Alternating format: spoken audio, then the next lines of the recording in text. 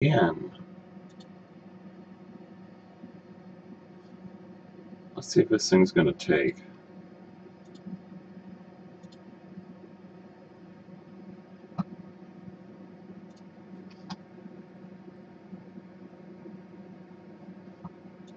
Would you look at that?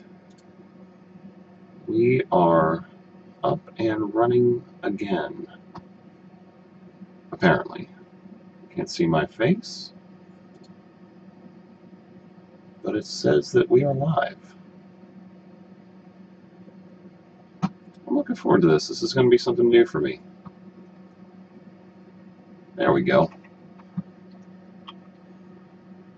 So, as you can see on the screen right now, we are cutting some pieces over from Audacity, which is a free program that I use for taking some of our input files off of the microphone, which only comes out of one input. Our camera has two, and we turn them into stereo to mono tracks. That is what is up. We're just going to export this audio. Normally at this point, I always say to myself, we got dvdvideosoft.com here. I just take that out. No, it's not that big of a deal, but in fact, it doesn't show up in anything in terms of the project or the final project, but I know where it's coming from. But there's a lot of really good free pieces of software out there to do this yourself. I think that's one of the cheapest pieces so far of B1Q Studios is the actual software. So we are not going to save this. Actually, let me cancel out of this. A lot of people have a hard time multitasking, which is the same as me. I'm one of those people. So when I start focusing on something, I normally turn all my attention to that. Let's see here.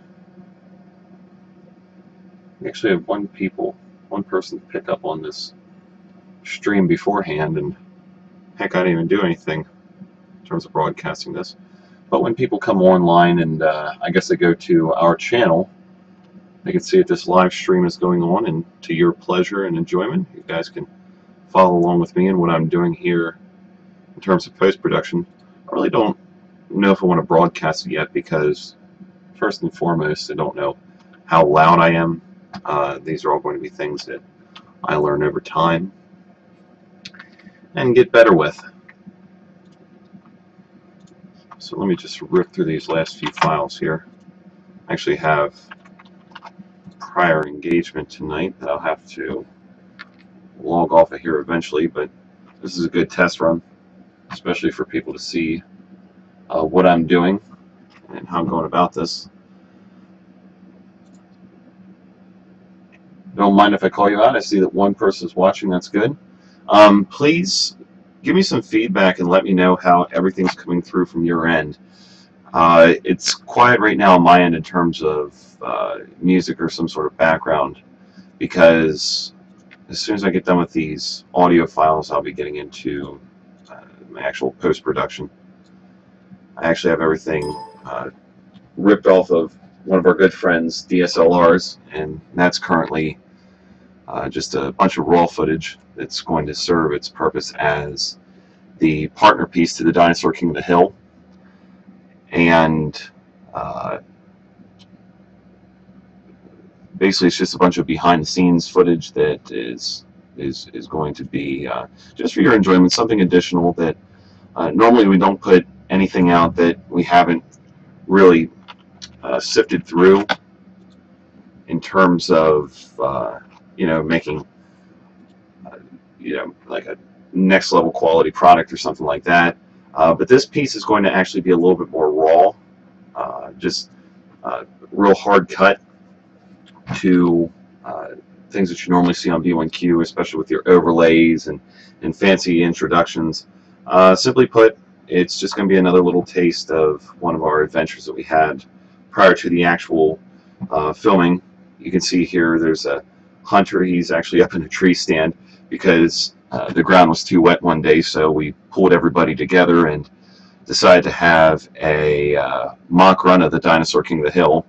So that day we actually went out and bought a tree stand from Dick's Sporting Goods. It was the last one because we were out of season, and it was the last one that was on the shelf, and we said, well, hey, you know, when going gets tough and we're in the 11th hour, we need some place to put the hunter up high, kind of emulate the helicopter and the hunter shooting down on the competitors and things like that. So this was our best case scenario. In fact, we checked out all of Dick's Sporting Goods competitors at the time who didn't have anything on tree stands. So right now, this is just going to be about a 30, maybe 40-minute piece that I'm going to render tonight, and that'll eventually become an annotation within the actual Dinosaur King of the Hill, and just give you another spin on the competition and the kind of trials and tribulations leading up to the actual event.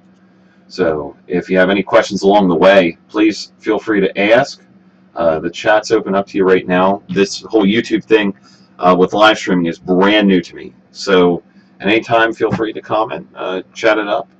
I see that it's coming in as my video output is low, so please again share your feedback and let me know if the video quality is low, especially when I start getting into Premiere, because I don't know what kind of effect me playing this footage is going to have within the live stream. And this will just also help me, again, getting into Scare with Steve and you know, setting up my Xbox 360 with, I think the first game I'm going to be playing is Dead Space. I probably played about a good 20 minutes of that game before I had to shut it off before, so it might be old graphics to anybody who watches, but it's going to put me in an unnerving situation. So I'm sure you guys will enjoy that. Let me get into this a little bit here. Now this is actually out back of our parents' house. You're seeing this through the eyes of our buddy Mike, who's standing at the foot of the tree where the hunter's at. There's a few shots off. We actually had all kinds of trouble this day because I have actually a pretty solid paintball gun, which is what the hunter's holding, and we were going to use my brother's paintball gun. You can hear how fast he's shooting right now, and it was chopping balls all day. So as soon as you hear that rapid fire go off, I'm sure one of those was subject to actually breaking a ball within the barrel, and it caused a lot of stops during the day. Mike has to zoom in his DSLR. That's actually the Triceratops off in the distance with one of the refs behind him. He's hiding behind a tree right now. So again, I'm just going to kind of roll into this as this plays. So let me just overlay some of this with our XA20 footage. And what I'm going to do here is take Mike's DSLR footage and move that to video 2, because this is going to be an overlay to the main footage, which is going to be the XA20. So I'm just going to delete out this audio, and that audio that we clipped from Audacity is now going to go in here, and what you're going to see is 2 bars instead of the one before. And now back up so you can see that, because if I didn't do this within Audacity, see, our microphone only broadcasts on one input. So in that case, that leads it to the left speaker. With Audacity, and I'll just break forward here, you can see that there's a left channel and a right channel. Even though it's mono, it still serves its purpose of giving us that feel that it's within stereo sound. Eventually, and I don't know what it all boils down to, if it just requires another microphone to plug into input 2, or if there's a way to strip out like a cardioid mic and put that on our shock mount, and then just be able to splice that into input 1 and input 2 to get to stereo. There's a few things that we're learning along the way, and we're really not rushing into this in terms of B1Q. For us, B1Q is going to be around for quite a long time. We have a lot of room for growth, and it's just going to be a fun journey for us, including this live stream that you guys are participating in right now. In fact, maybe just the one person that's in here right now. But oh heck, why not? Let me broadcast this over to our Facebook channel right now. And okay, we got share to Facebook, Twitter, Google Plus.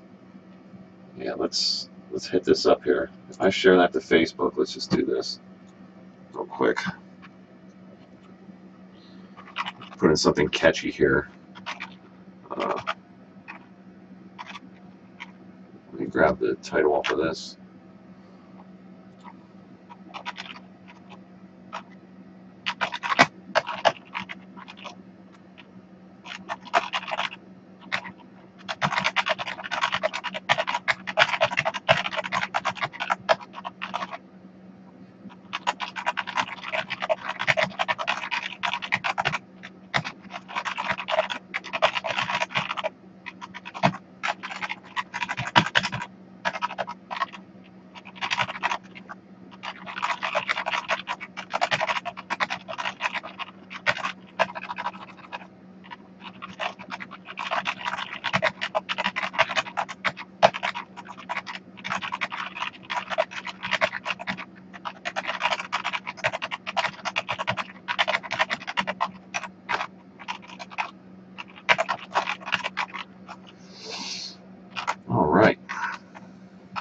I'm sure this is going to go to my actual feed. Let me, I'll just put it right to my personal stream.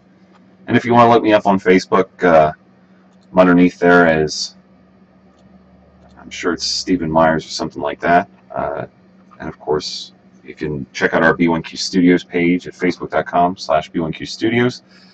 All right, let's copy this. Oh, showing your own timeline. Let's see if this will, yeah, show on the page image. There we go. That's what I'm looking for. Okay. Steve. Post that. Post that. We'll get some more people in here. And hey, maybe it'll turn into something more. I don't know. But that's what it's all about. That's our fun little live stream and things like that going on here. We'll post to Twitter. And what else do we got down here? I don't really have a LinkedIn right now. But, okay, back to the footage.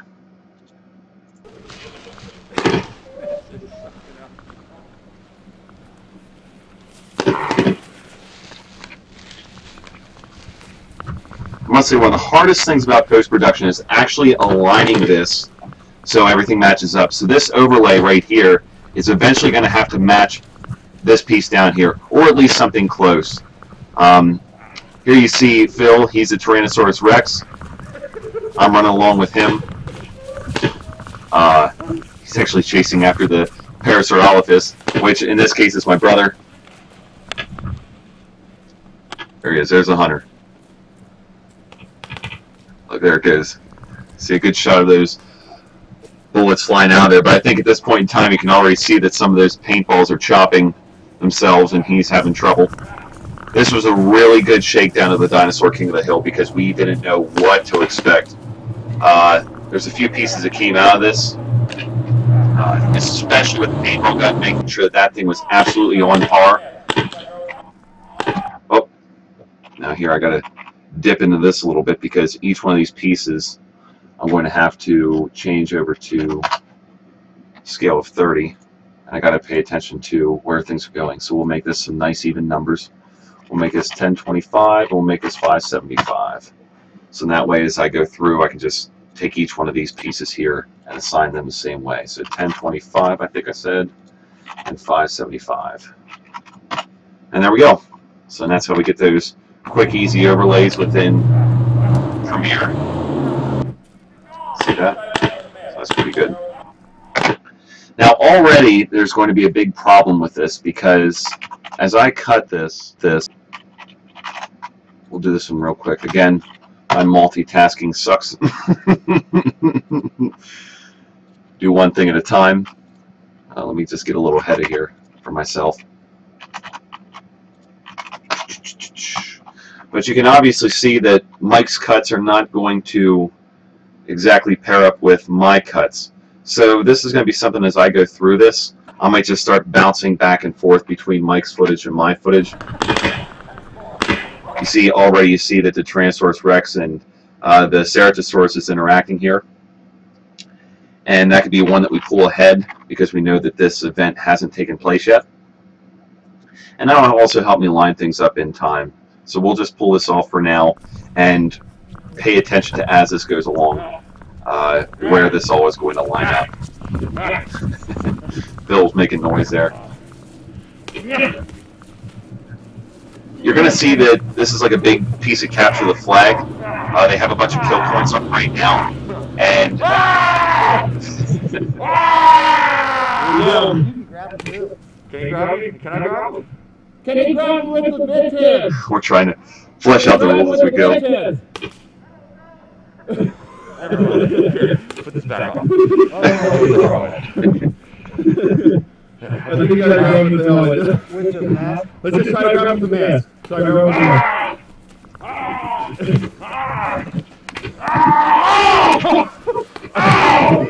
I think he's actually getting stabbed with the paintballs right now. Yeah, you see it actually popping off his legs right there. And they hurt.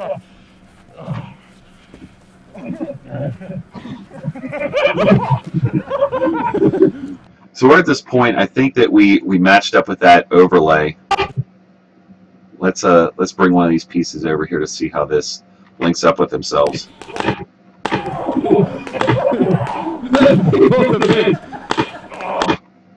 So there we have a little bit of interaction, so we're just going to pull this out here.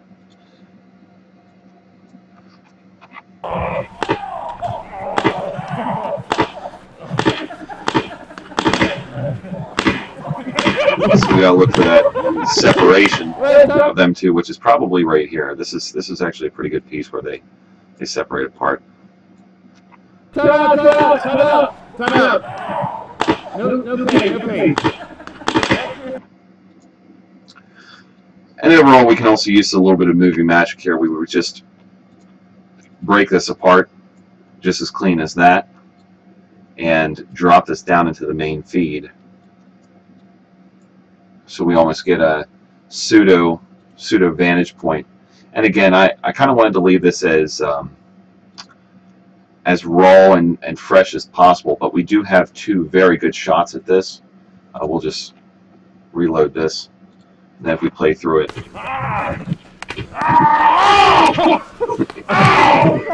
Feel good at beating that day. More coffee here. Hear that nastiness hit. You know, there's actually a funny story when we first started playing paintball, and it was my brother and I. We went up to this place that's nearby us called Ski Round Top, and there's your timeout. See, with Ski Round Top, and just to finish my thought, so I'm not looking at this. There was this scenario battle called Normandy, and of course you can imagine there wasn't any ocean behind us or any water, but there was these boats at the bottom where one of the teams, the attacking team, would have to stage themselves, and then there was this bunker up on the top end, which was the defense. So of course the people coming from the boats, they had a bunch of strategically placed obstacles that they can hide behind on their advancement up to the bunker. But that was actually a very real moment for my brother and I as we started playing, and we didn't have the paintball guns like we see in here. They were the mechanical Tippmann 98s that everybody's who's just recreationally plays has grown accustomed to.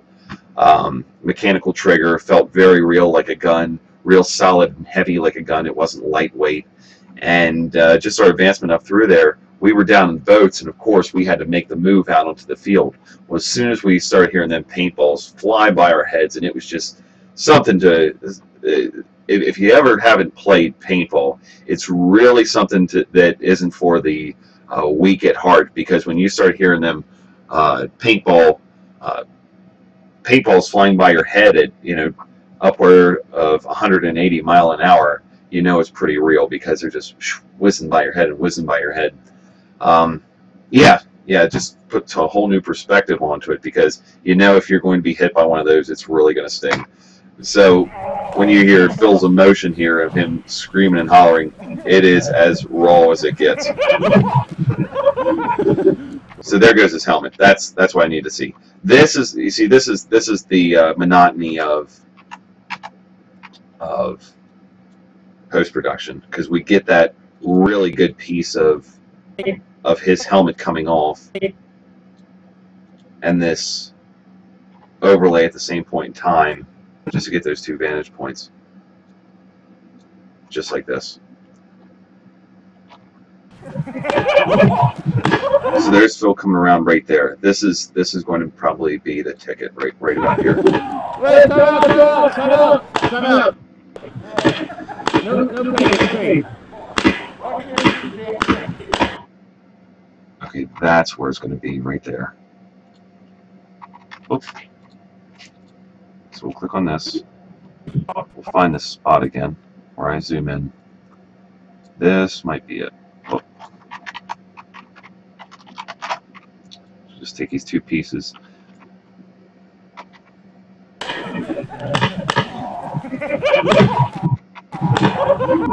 Okay, there it is. There's him coming around. Okay. Just going to kind of pull that in there.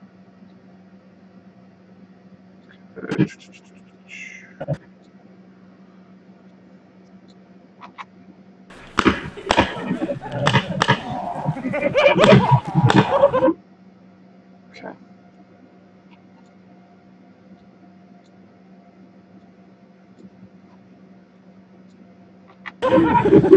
Wait, come out. Okay, that's where the XA-20 loses his helmet.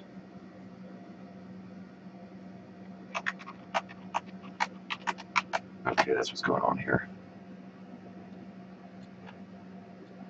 Try to line this up here.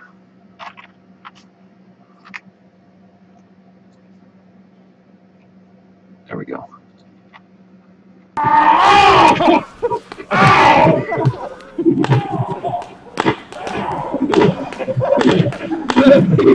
We're getting pretty close.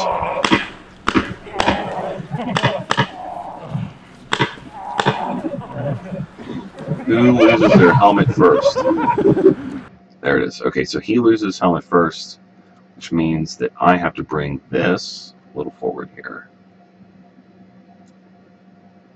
Okay, there we go. There it is. Just like that. No pain. And we can actually take...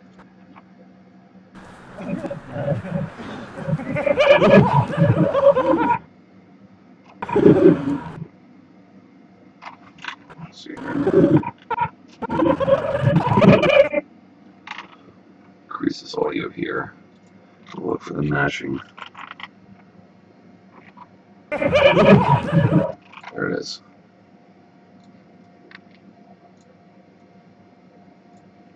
So we gotta get these two pieces pretty close here.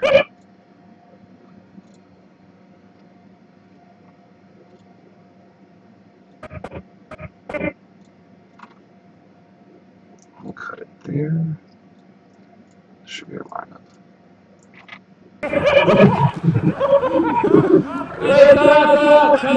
Come out. No pain.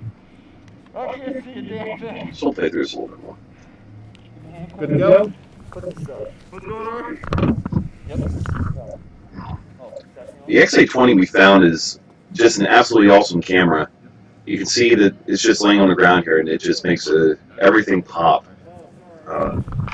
It's a really good camera.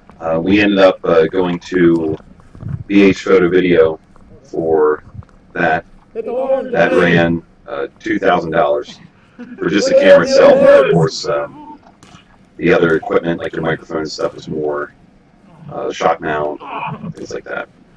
But you can see how forgiving it is when I move around with the camera. There. Oh, look, there's a little B going for one of the flags. And he has a white Velcro on his face, kind of like match the teeth and things. And during this, there actually isn't any Velcro on the front of the Tyrannosaurus face, which we added for the dinosaur from the hill. And he just didn't have enough Velcro on it to grab those felt flags, if you will, off of his competitors. Oh, Phil. Oh, Phil. There, sitting on the ground. Let's pull another piece of Mike's footage in just to see what that looks like quick. Get a point of reference as to what it was. Okay, that's another dinosaur. Dinosaur piece there, so let's just kind of pull this back in. Wait, time out! No pain.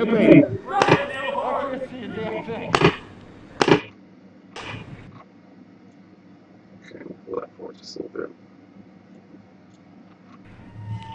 Good to go? Okay, when he's over there, just have that do that forward just a little bit more.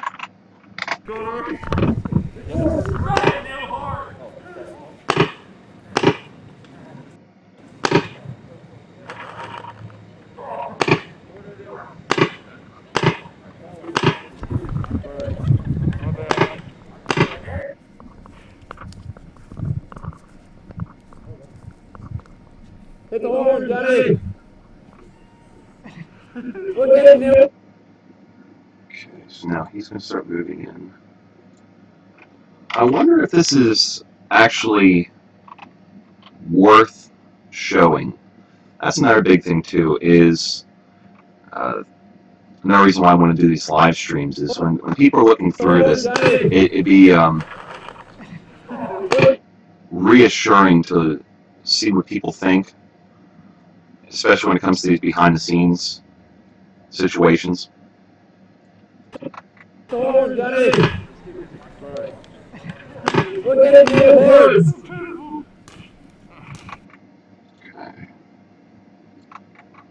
Maybe the overlay isn't even necessary. I would take this out completely.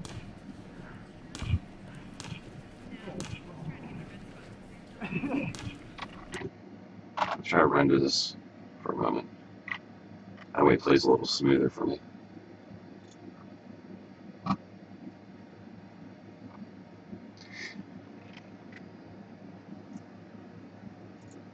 So let's do this on top of it. Video output low. The stream's current bit rate, 1132 kilobytes per second, is lower, or kilobits per second, is lower than the recommended bit rate. We recommend that you use a stream bit rate of 4,500 kilobytes. So let's see how we can raise that up. Settings. Let's go in here.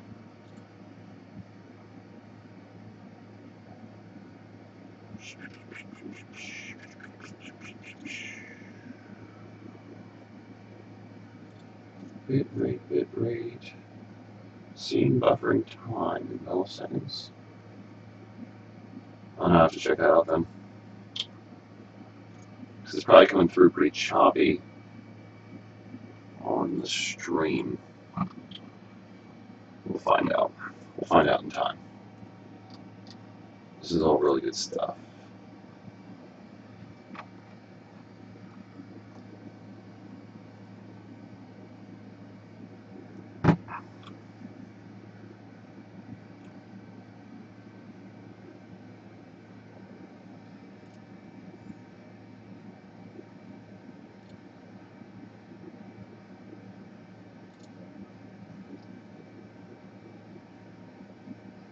And I'd like to see how to monetize with ads too. That's going to be an interesting thing as well.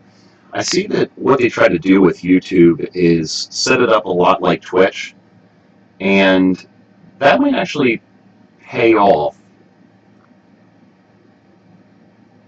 for other reasons. Okay, there's my play ad button. Let me just pull this over here so everybody can see what I'm doing. Let me see if that'll pull over there. Okay. So, yeah, I see my play ad button. That's really good. So if I play an ad, of course, it will go across for you guys. And I don't know if that pays pays us or not. But I can see how I can see how YouTube really tries to set it up that people like my brother and I, who are trying to make a business out of this, uh, can benefit from it and actually make a living off it. Because eventually, in time, that's what this is all going to boil down to. We'd like to make this a full-time uh, career for us. I mean, this is your dream job stuff, is to turn this into something that's lucrative and pays the bills. And hopefully, in time, with the footage we put out and the content we put out, it turns into that. We're really looking forward to this.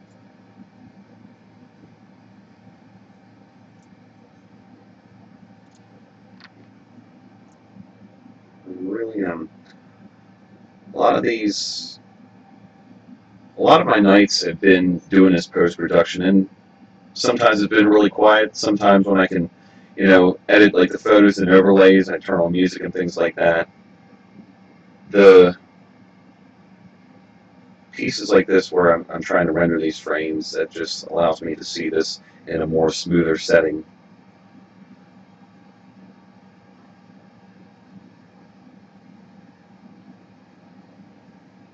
But then in time, we hope that we can take on other people that are more versed for post-production, unlike myself.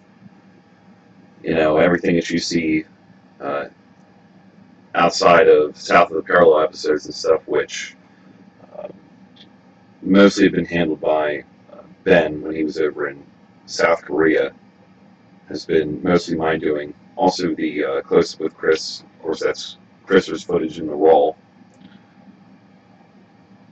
But then everything else has been run through Photoshop, Premiere, Audacity, just a whole standard suite for doing this, and even After Effects. Yeah, we picked that up too on their Creative Cloud suite, and that treats us pretty well. That's a huge learning curve to take us to the next level, and call it preparation if you will, but with After Effects, that's just going to be a piece that, as B1Q continues to grow, we're going to, of course, have much more robust introductions and fancy introductions when we have time.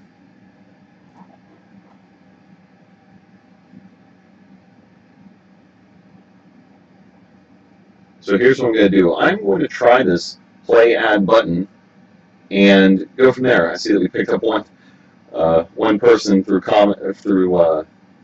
through the watches and dropped off right away, which is cool. I don't expect this to be for everybody. Again, this is very monotonous, but I just kind of want to give it a feel. But I am going to play an ad and go get myself a drink, and I will be back. So enjoy, guys.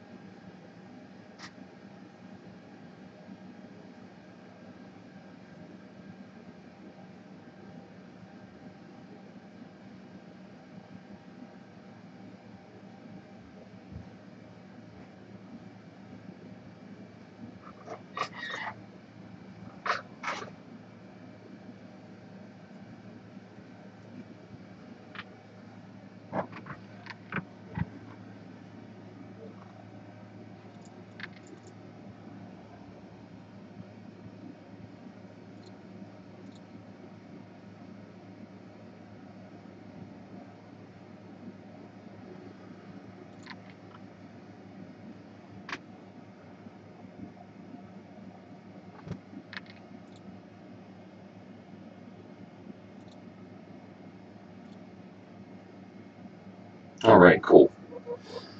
I see that we're back. I think another really cool feature of this is going to be when my brother and I, we can have meetings and things, and then broadcast that to everybody as well, so we can keep everybody up to date. Okay, let me. Alright, okay. See this little white patch on here? Okay, there's get back to where I was. Good deal. Chase is on.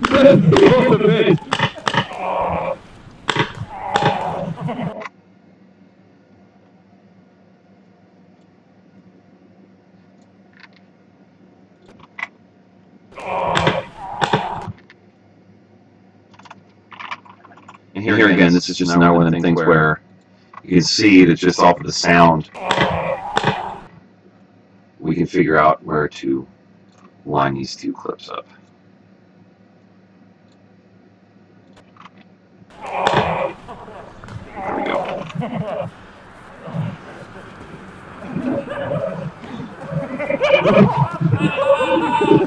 Wait, time out. No pain. I can't see a damn thing. Good to go? What's going on? Yep. Oh, that's on.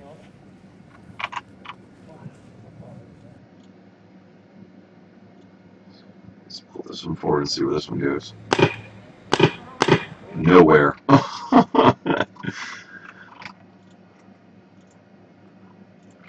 we make this 1025, 575, and 30. There's our overlay.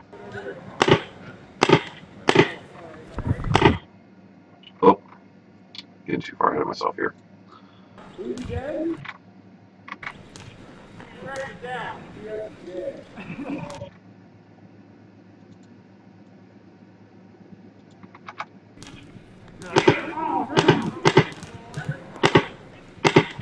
So we can figure out what's going on down here.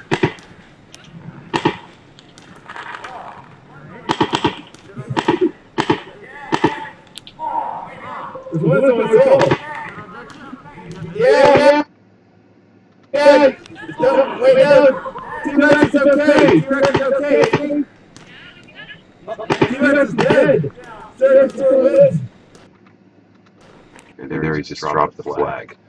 Okay, there's going to be a reference point. Dropping the flag, and dropping the flag. Okay. T-Rex is down. Look at that. Pretty much spot on. That's good. Oh, Phil.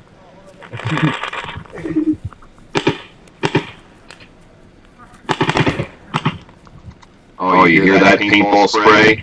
You know that was bad. Oh, you know that was bad.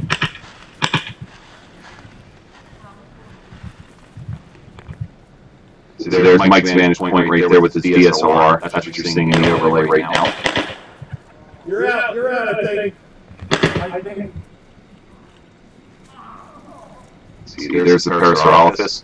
The carnivore's objective is to kill everybody. So you can see that Christopher, he's trying to move away, and look, the sword section is grabbing right off the Parasaurolophus' back, outran him, so now he's done.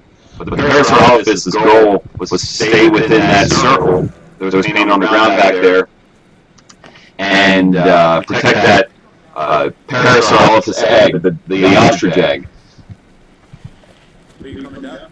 And then that's actually where the preparing the Parasaurolophus egg episode comes into play, because then at the end of the day is when we filmed a campfire scene of us all sitting around trying the Parasaurolophus egg, which should just fall right into B1Q foods, and oh heck, it just might.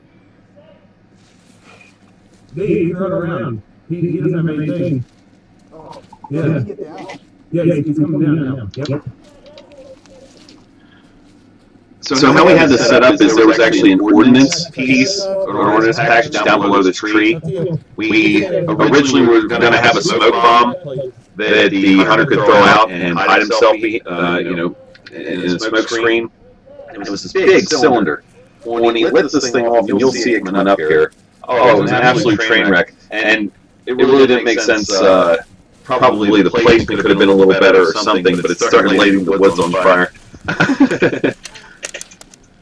So here, you can see that the hunter has to keep his paintball gun back with the helicopter or give it to a referee, and then he's outfitted with a knife. Is it still blinking? Is this light still blinking? We were going to try to mount a GoPro to the hunter's head, but that also didn't work. It was really good to flesh all this stuff so that we wouldn't have to deal with it when we're out in the field. Go on. Take it off the side. Go. Oh, you're front piece. You're adjust. All right. Good.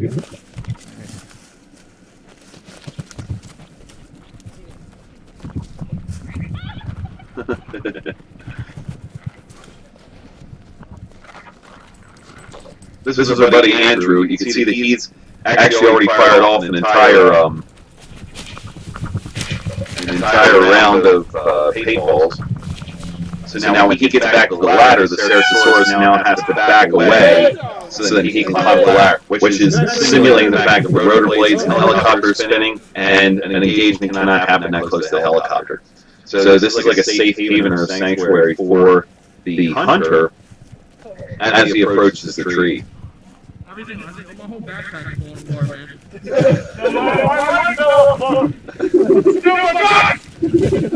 The backpack actually has 40 pounds of sand in it, and that was to simulate the weight of the Triceratops. And one of the pieces here that happened is, of course, the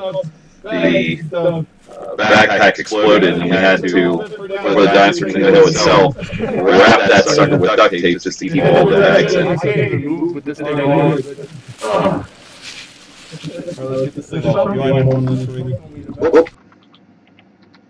Let's bring one of these other ones in. Try to match another one up.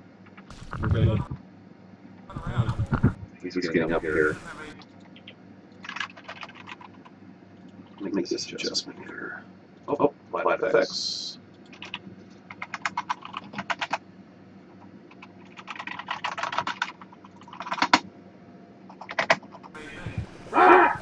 Yeah, I didn't go up well, I guess. Oh, holy hell. I hope we got the fire extinguisher, holy cow. Yeah, here he lit off the smoke bomb, Okay. and you can see that does absolutely nothing other than look like it's looks like the wood's on fire. Hey, this is all the bugs. Okay. Yep. I think it's where he's lighting the smoke bomb. Just get the flames. But that was about nothing. We'll just delete that piece. And bring another one over. Definitely need a D-pad. And target. Yeah.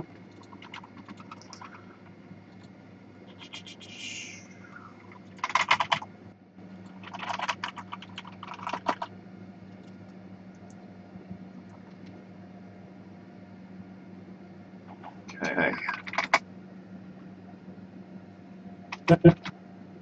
Definitely need a D-pad. And target. No.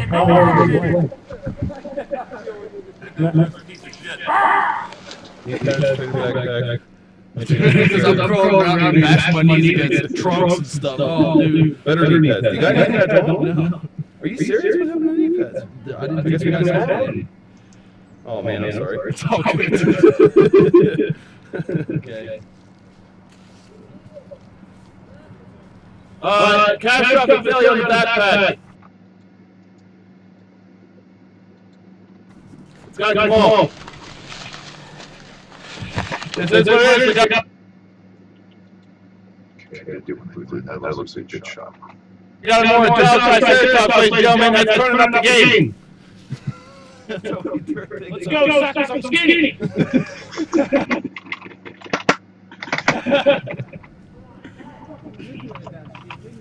Dude, you can actually move. There's the hunter, Johnny. It's off now. He was a rep that day because And I feel his pain. We couldn't scale that tree. It was just entirely too high. that's a detriment of being scared of heights. I'll put this in there. You know, if we're all back to our phone, right? Okay. I'm going to take this up quick. Hold on to that. I'll be right back with that.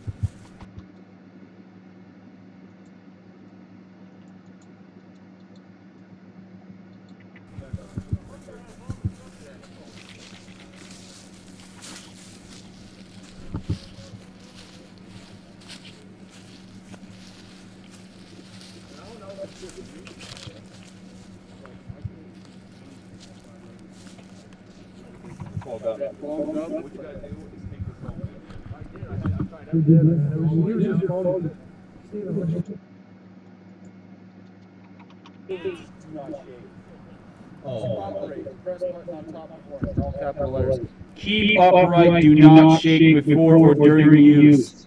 That's totally what I did.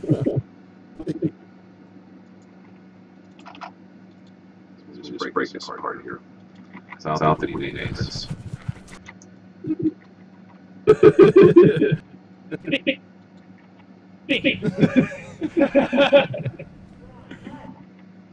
got a good place to cut it right there. And bring it together.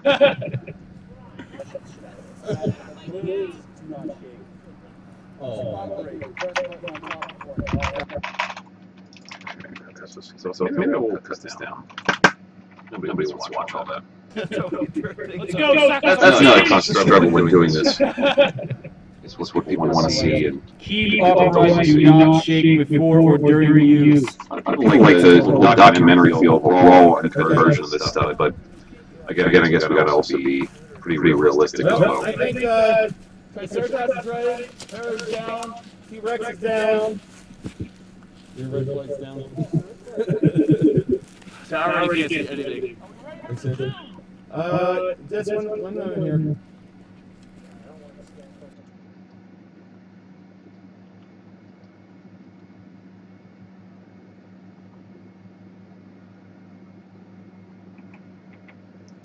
So we're sitting about 45 or 47 minutes into this broadcast now on live stream. Very interesting stuff. I'm actually really liking the feel of YouTube. And I'm sure that Twitch is going to be just as easy to set up if I choose to go that way. Ready to go. Ready.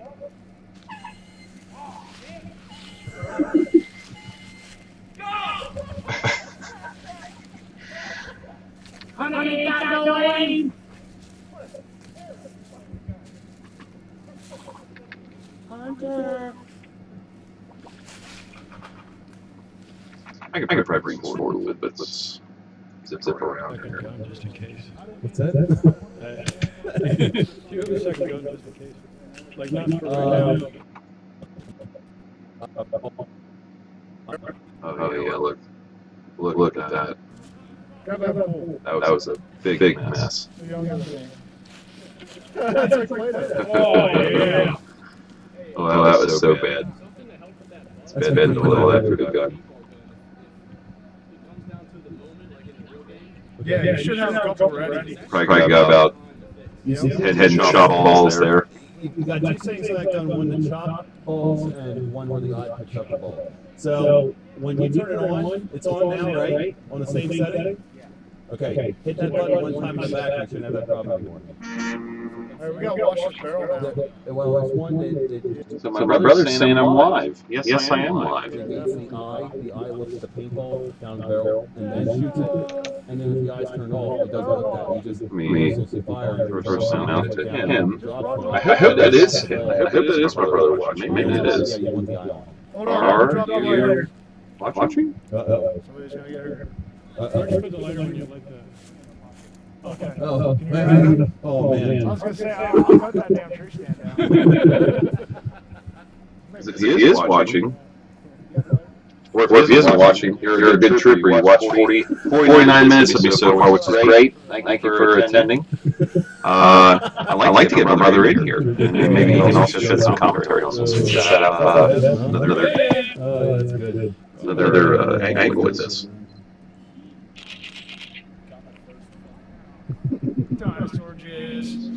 Cool. Hello, Brother Bear. Oh, did you? I know what you're looking at. Now we got two watchers in. Cool. Not named dinosaurs. Parasaurolophus, Tyrannosaurus Rex.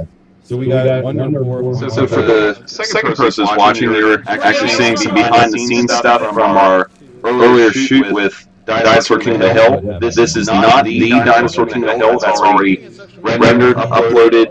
The only thing is, it's not posted to our public domain yet. This is actually going to be a partner piece along with that. I don't like him already.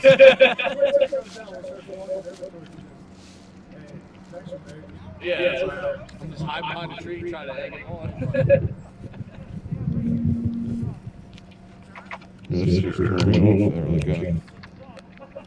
Joey's trying to watch the live stream. Yeah.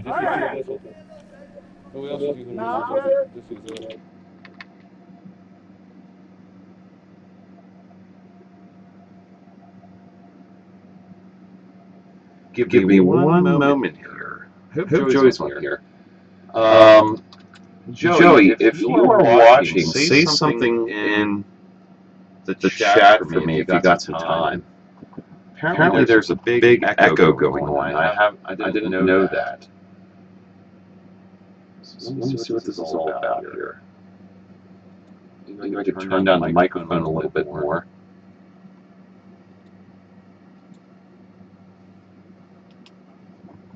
So this is what I'm looking at. Everybody can see what I'm doing. I got about a 4-second delay, which is actually what YouTube recommends. Some better broadcast settings here. Video.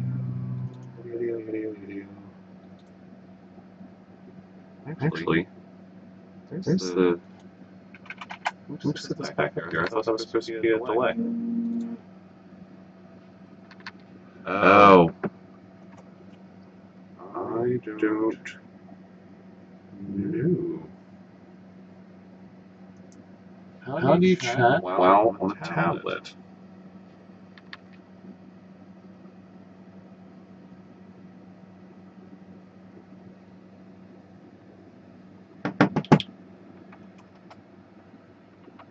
The echo might be because of. I don't think it could be because I was live streaming that without a delay.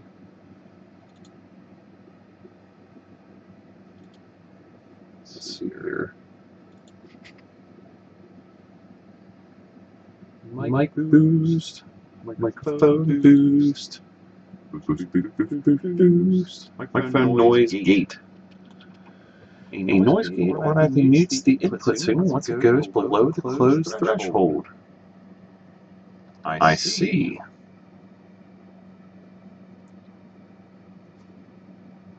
Which means that the open threshold would be the unmute part. Okay. So this should be my closed threshold. This should be my open threshold, just like that. Let's apply that. Oh, I gotta enable it. Duly noted. It comes up on my phone. Okay, good, Joey. Let me apply this noise gate and see how that sounds to you. So now if I go above this, how does that sound?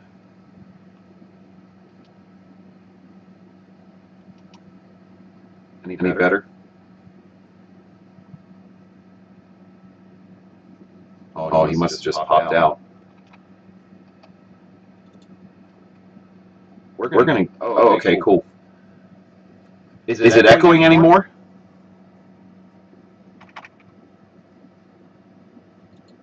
Hey, there we go. We got two commenters now. Very cool.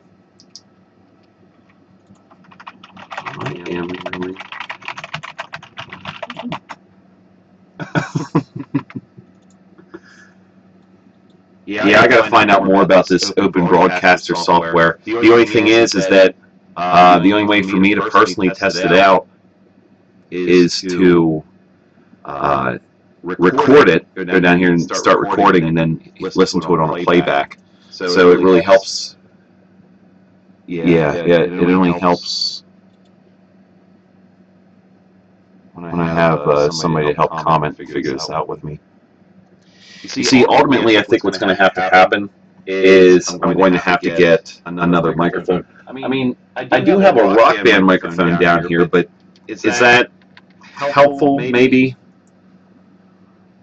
Or do I want to try to figure this out? Let me try the Rock Band microphone. We'll see where that goes. Rock Band. Rock Band. Now that's something, Joey, that we need at the next JoeCon is a Rock Band tournament and really go nuts. What do you think about that?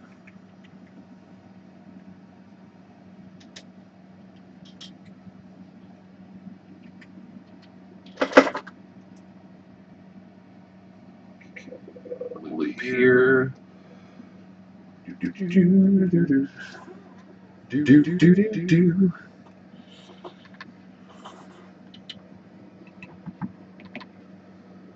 Right.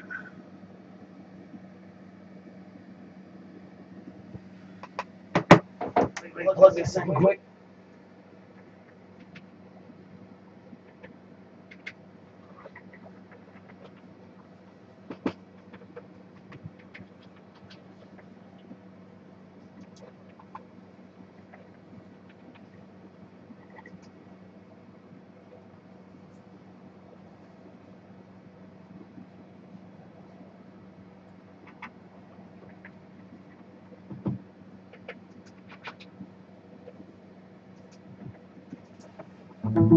For God's sake, do I have any more?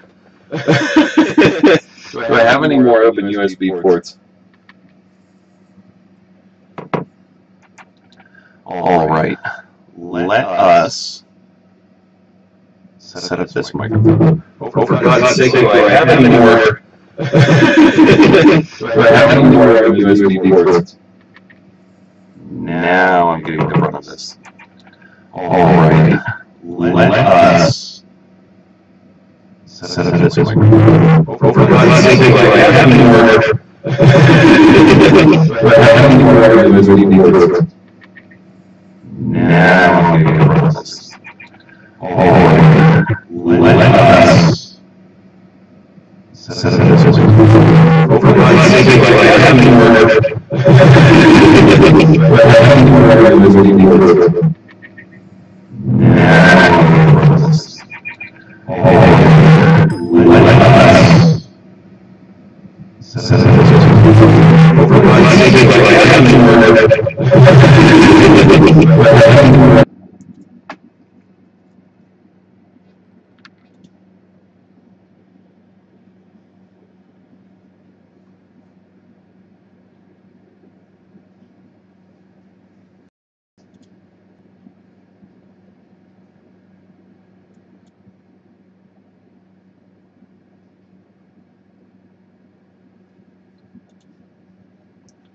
All right, we're back on now.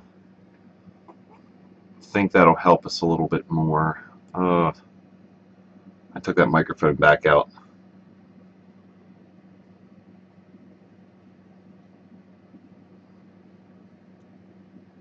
Let's see here if I turn down the master pin line, master volume.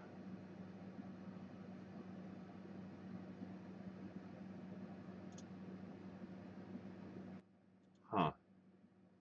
Wonder if I could bring this down a little bit like that.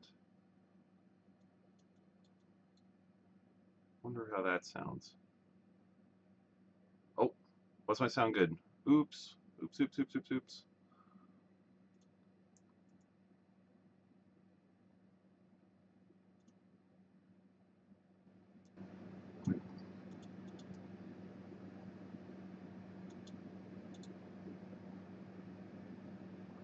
Okay, there we go. Can you hear me all right? Oh, I see. Maybe it's this one here then. This is the one I'm looking at. So that was the overlap. Both of these going back and forth. You can hear me now?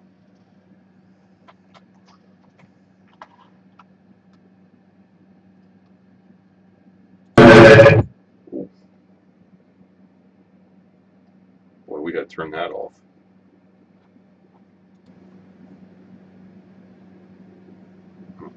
This is going to hurt.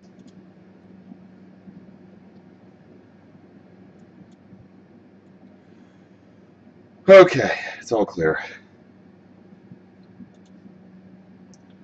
All right, we're back. Good. Oh, that was bad. Okay, let me drop that down there for a moment. Okay, so back to the stream. What I'm trying to accomplish here tonight is just a partner piece to the Dinosaur King of the Hill.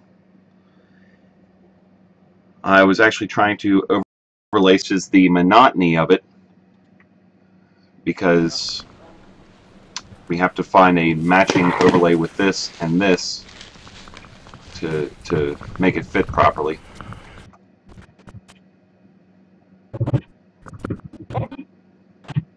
So we both these people fighting, all this matches up, and that takes a lot of time. I mean, what I should probably be doing is just dropping these in, cutting it raw, and then giving it to you guys so you have Dinosaur King of the Hill on Friday, which I might just do. I'd like to get the powers to be in on this, which would be my dear brother, to give me a little bit of insight on this, which is also why I want to do this on live stream too. For some of the people attending this, they can also weigh in and tell me what their thoughts are as well. This is all very new, very fresh. A lot of the pieces you see coming from B1Q has some level of polish to it. This is actually one of the videos that will not. It will be pretty raw in its form. So we'll just see how it plays out. Again, this is all a big taste test for everybody. I'll just drop all these pieces in. Okay, there we go. That'll be just fine. See what works and what doesn't. Now, why I have to delete the audio files off of the microphone is because they're only on one input. So I use something called... Is that right? Yeah, this is the first live stream I've done on YouTube, and the payoff is pretty good. I mean, everything so far is pretty solid. I haven't done anything with Twitch yet, but my expectations of Twitch would be very close to what I'm seeing here.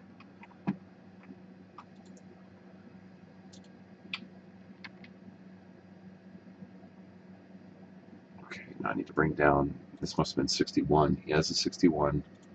62.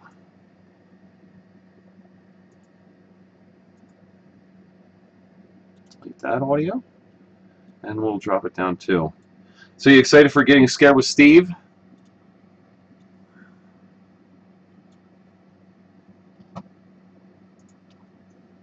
Probably end up screaming like a little girl by the end of that, but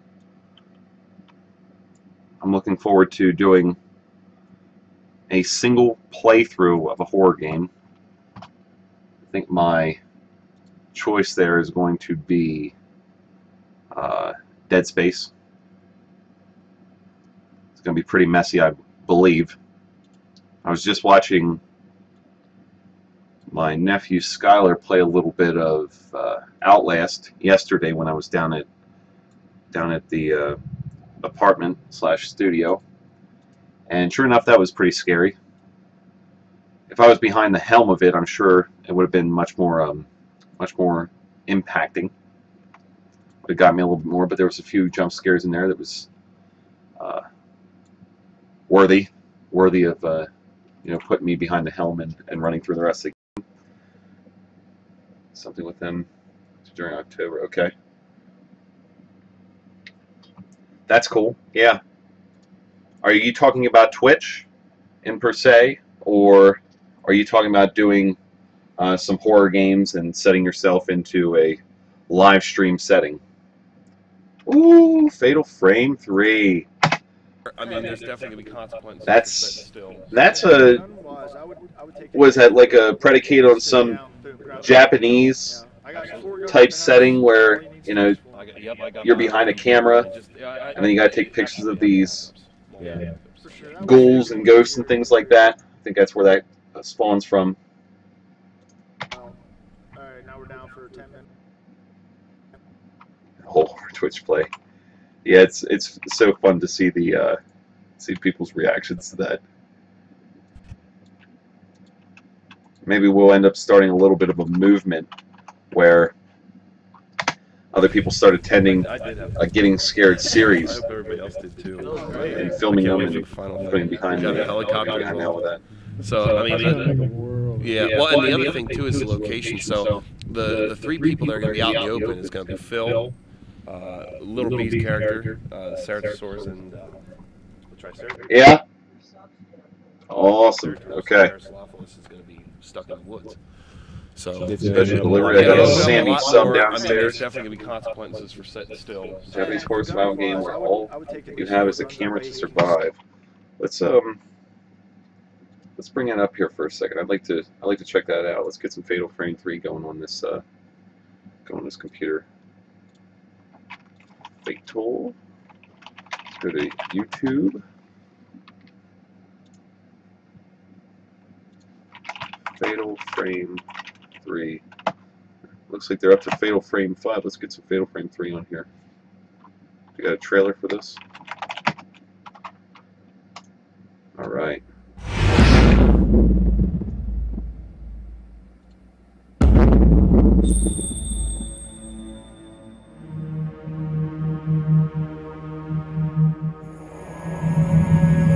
The photo that she took was of her ex-lover. I wonder what platform this is for. Is it PS2? Who is dead.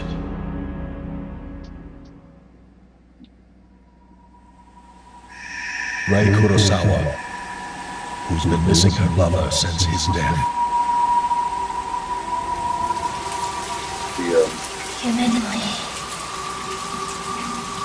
The graphics remind me of PS2. It looks pretty good.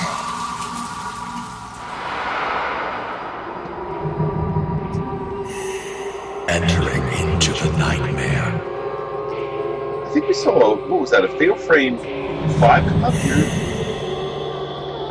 2015. Let's hit this up for a second. I'm actually pretty enticed by this. A Wii U port. Let's see what this is all about. Right. Some that Miller Lite for a good time on Friday.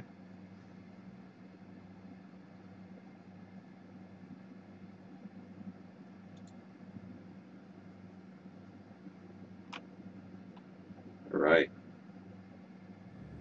Yuri. Well, that's a little crisper looking. これを渡すわ。このカメラは見えないものを映し出す遮影機。なくしたものを探す手がかりを。You see, now just imagine something like this. Like something with more processing power and them really, really polishing it up. Then again, this is the gameplay graphics of this. Don't let me dismiss it yet. それはヨスガが見せる過去の影、残影、影を追いましょう。Very interesting. I like the worry on her face. What is going to happen to me? All I know is I'm shining around. I think that's a flashlight. That's not the camera, is it? 遮影機が映し出すものは Look at that. つまり隠された世界。気配を感じるわ。That's my. ユーリ、 That's something. Okay. 探してみ Yeah, we'll have to.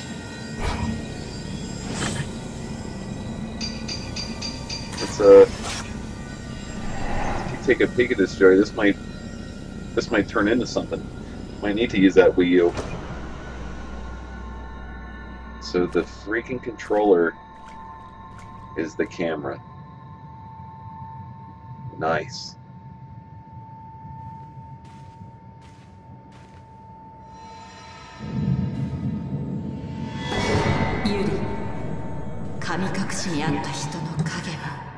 Okay, I mean, I'm feeling. I'm getting a taste for it.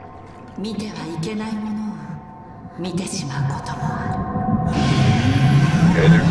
there's a zombie.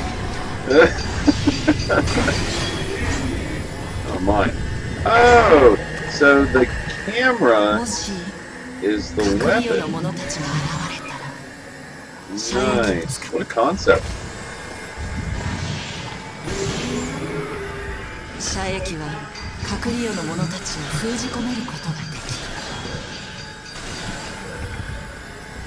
I don't know what kind of I mean, it looks interesting, but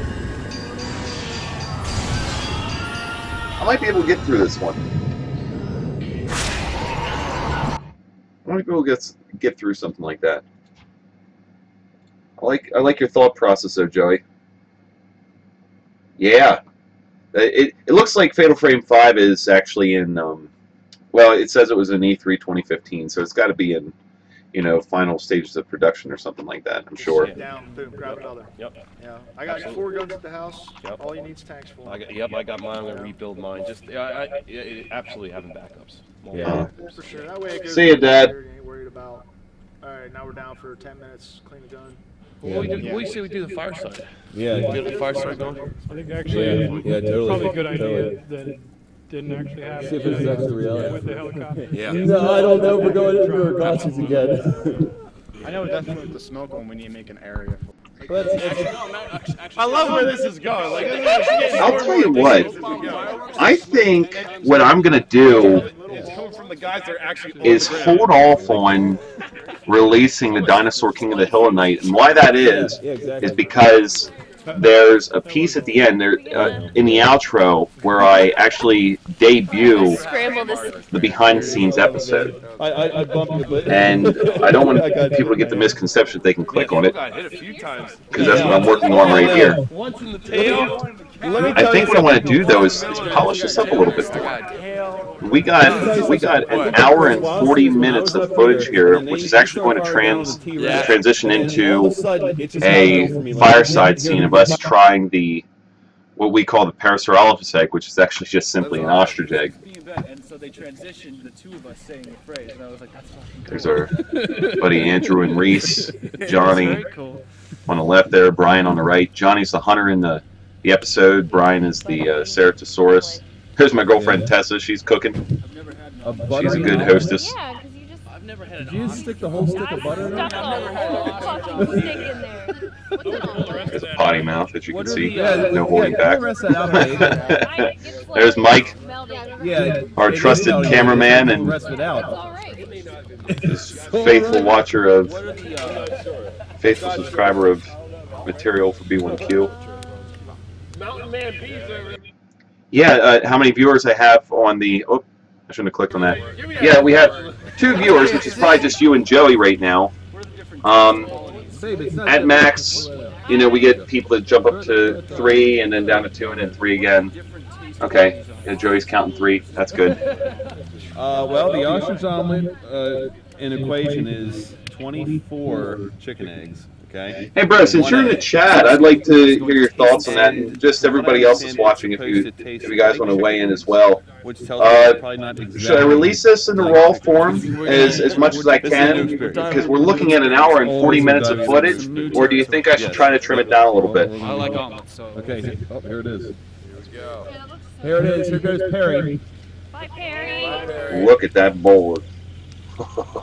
That is one ostrich egg. And there's little clumps in there and stuff. As, I think it was turkey. I think we had some leftover turkey.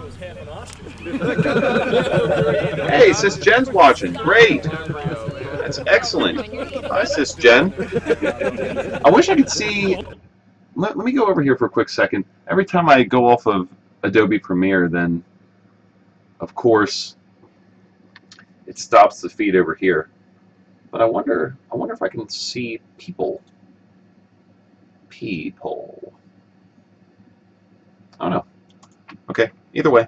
There's a whole chicken inside that thing, man. Look at the size. This brings back memories. How many people do you think I could see? And by the way, if you guys haven't watched Preparing the Parasaurolophus egg episode, it'll give you a true appreciation. Eat it like a pizza. Break it into parts. Maybe do a fireside part, and then and then do a. You know what? That's a good idea. I'll do like a rules section, which is actually, and let me pause this and I'll show you. So I'm not pointing at the screen like an imbecile. The rules take up about this much time. If you see, so that's about 20 minutes of footage right there. That would put a good episode in. This right here is our actual Dinosaur King of the Hill trial run that day, and then we got our little fireside chat at the end. So yeah, that's a good idea. Let's break this apart and really dive down into this. I'll save this, then I'll throw this into a new project, and we'll call this Trial Run Rules. And that's what we'll cut and release with Dinosaur King of the Hill tonight. Because I really do want to get this out to you guys so you can enjoy it just as much as we had filming it. And the funny thing about actually doing one of these events is, and it's no discredit to the actual event itself as if I'm unappreciative. I'm very appreciative of the time that we had out there and things like that.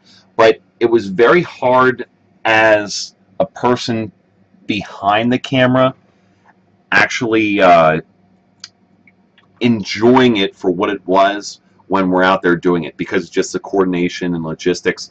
So the real pleasure comes back when I'm in post-production actually bringing us all together, because it's like, man, this is absolutely epic to pull this off, and it just doesn't make sense.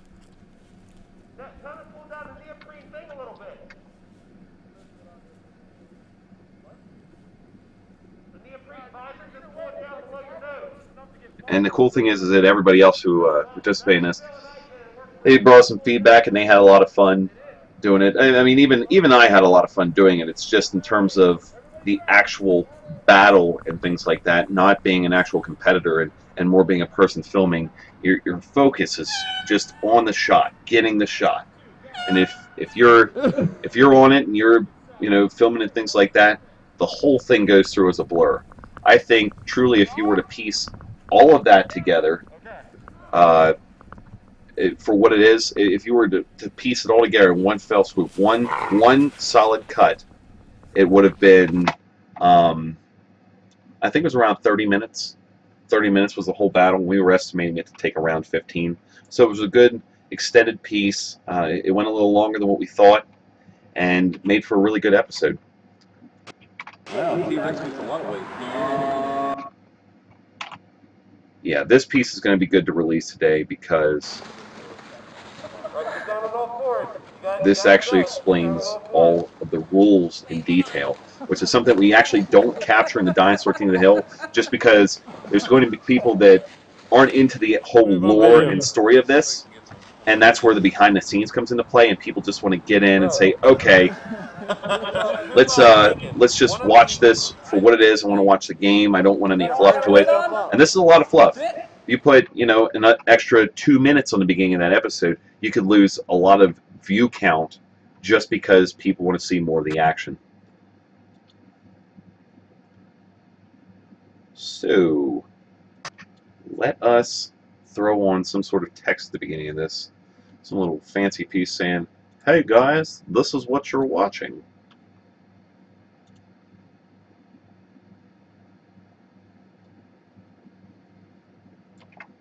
Here, let's get a. Here, I'm gonna solicit. I'm gonna fanboy this up. As you can see, I got my Titan shirt on right now. I'm feeling it. I know I do a lot with I know we talk a lot about the Titans and things like that, but they're a good group of guys. And they're out on the road right now, doing their bit, pursuing their dreams, and it's just a pleasure being working with them. And if I didn't like their music, I'd probably be honest with them, but they really do have a lot of good music. So let me just throw on the instrumentals here and leave that as a little bit of background noise. Let's play these off here.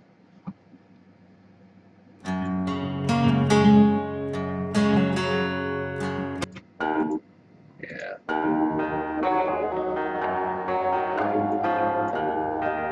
It's the instrumentals today. It's a beautiful lie. The actual lyrics is so much. It's so good too. Real good pairing. Phil's a real good singer. How's the audio coming through on the actual speakers? I like to get a bass line on that note, so that way when I get into the Getting Scared with Steve, that will also make sense as well. If you don't mind providing some feedback in the chat.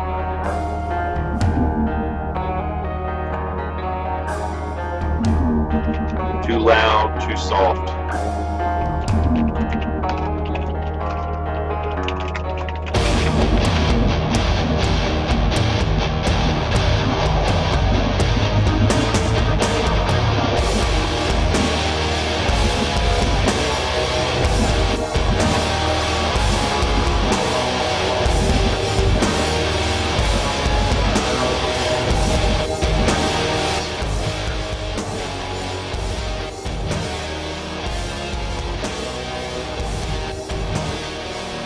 Okay. Thanks, Trey, for the feedback.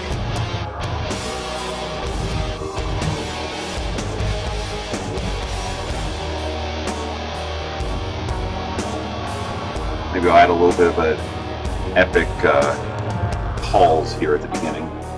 1 second. Bring it in. Fade in.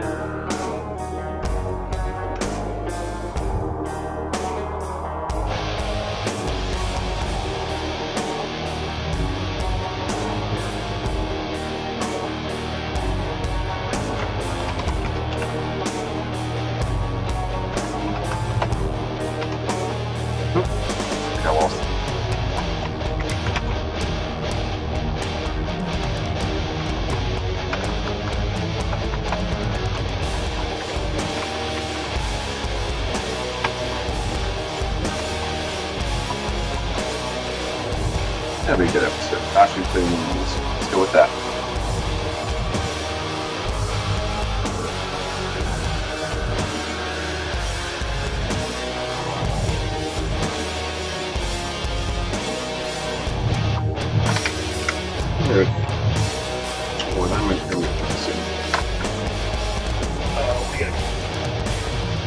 I want to hear Phil's serenading voice here, so we're going to put in Fight to Flight.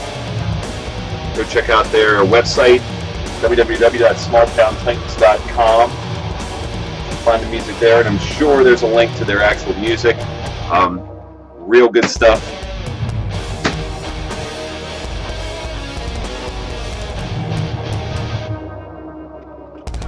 Rules. We'll do a little crossover here.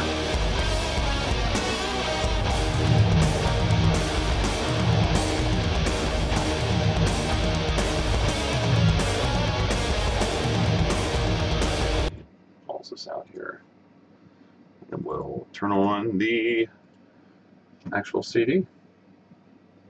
Here we go. Hello everyone, this is your captain speaking. Just want to make a few housekeeping notes before departing. Make sure that your seats are in the upright position, okay. So that's and going that to start you off right left here. all your beliefs, your assumptions, and your reality behind. Our destination is that brutal yet beautiful truth that nothing is what it seems. Okay, we got 13 seconds here to from fight to 7 seconds, so it's about 6 seconds there. The We'll shave about 3 seconds off it.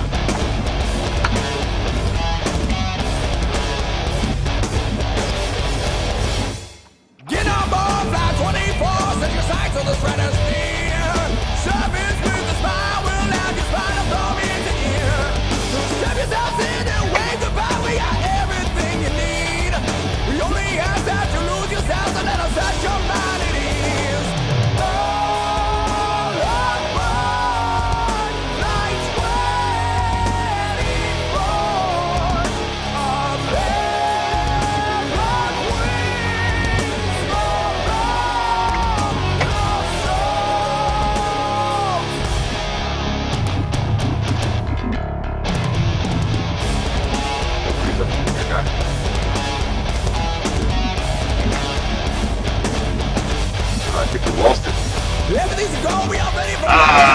monster. Okay, got it. Throwing too much at her. The next thing I gotta do to upgrade my computer is probably help out if I can. Thank you, Joey. That's much appreciated. Very much appreciated. Next thing we're gonna upgrade with my computer is probably going to be the video card. I'm running about 3 years outdated on it, but it's still pretty strong in the market. I can't complain. I took me back to the beginning here. Let's get a little more efficient this time. I'm thinking to get back to where I was. And this is pretty rare that something like this actually happens.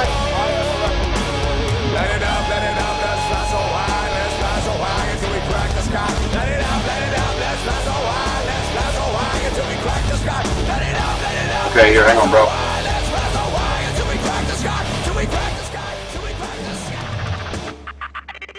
How's that?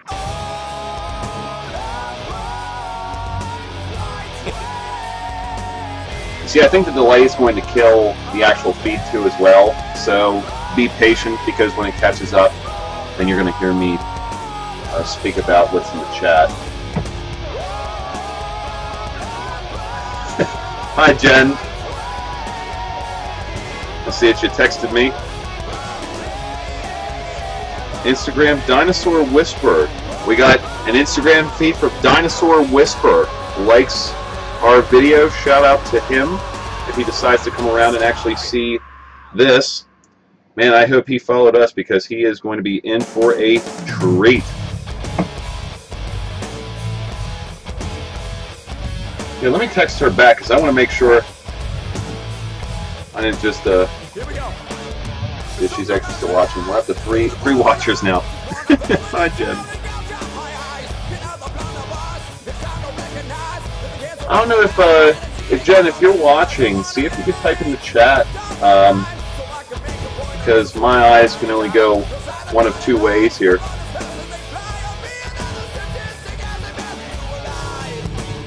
Emma is watching and wants you to say hi to her, and wants to know how long it is. How long it is until the Dinosaur King of the Hill? First off, hi Emma, and I'm sure Grady's nearby too, but I'll give a shout out to my wonderful niece Emma. She's growing up so fast. I remember just holding her yesterday in my arms, and now I gotta chase after her because she can't stay in one spot. But either way, yeah, Emma, this Dinosaur King of the Hill is going to come out tonight. I'd like to get this piece out though before that, because there's a link that I want to throw on the end of it to link to this video I'm making right here. So that's what the holdup is right now. So stay tuned. Maybe I should have just said that. Maybe it's just me being mobile. How about this? Let's kill it. Let's kill it. Joey, how was it on your end? The sound. I know you said that. What did you say here? Yeah, I'd lower the volume, the music some. I don't know. I'm just gonna have to play with that later on. I don't want to flood you guys because I do want to get this out. Dinosaur King of the Hill.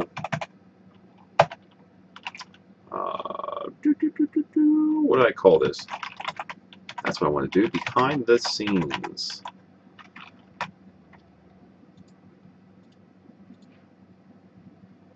Drop us down to about 80. Drop us down to 60. Center that sucker up and we're in good shape.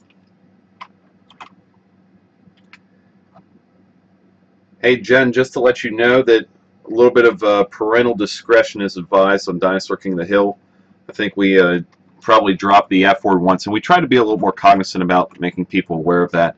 I think if an episode becomes flooded with swear words and, you know, just a little bit more, what do you call it, unadulterated, I think that's when we actually focus on prefacing the episode by saying, hey, you're going to hear some pretty vulgar swear words in this. But I think we hit one F word towards the beginning. I don't know how that plays out for you. And please give me your feedback on that, to let me know if, like, for example, if you watch It's Coming, we have a piece at the beginning of that which highlights on our swear board what swear words are coming up in the episode.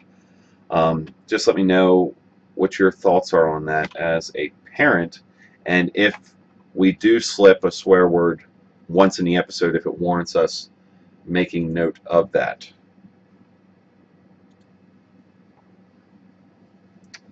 Okay, Dinosaur King of the Hill, behind the scenes.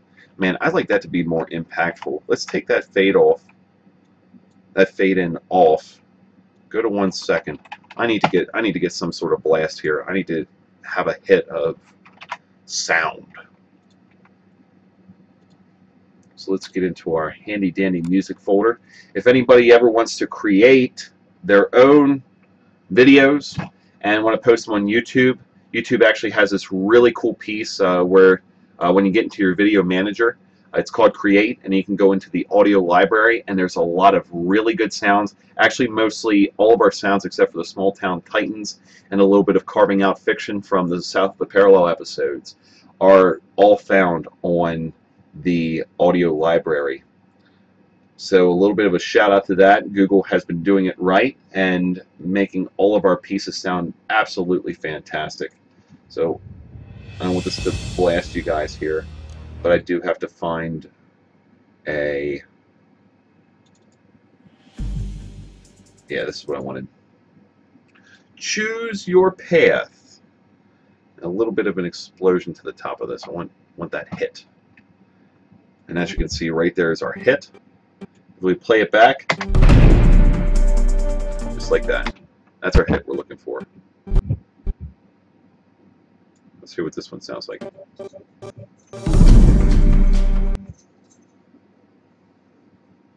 Maybe that's not what we need. Let's go into the audio library here. Funny thing about Adobe Premiere 13 is you have to go into the sound effects file twice just to get to what you're looking for. So you can see more comes up. So we'll go to explosions. We'll go to... Oh, that's a loud one.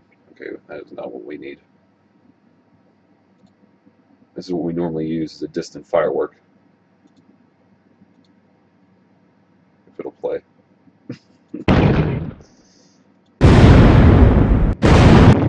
No, that's not it.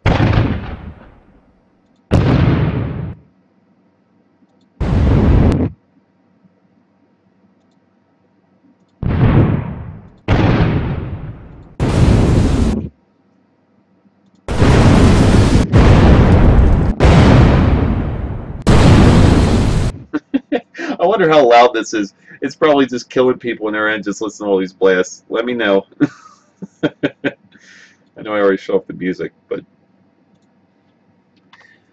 another cool place to go for sound is, I'm going to do this. Oh, let me go back here.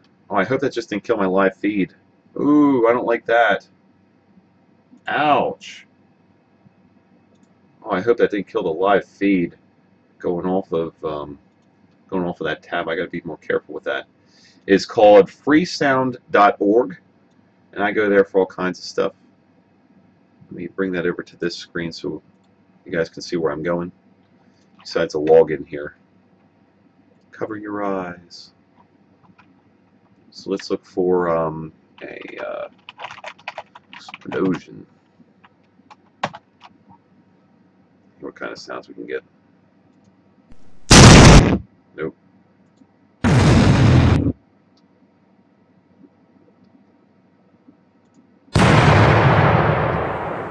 Maybe just a nice drum.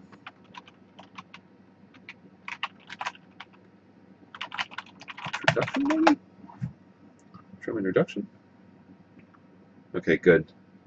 That's good. So now I know that if I move off of that, we're still in good shape.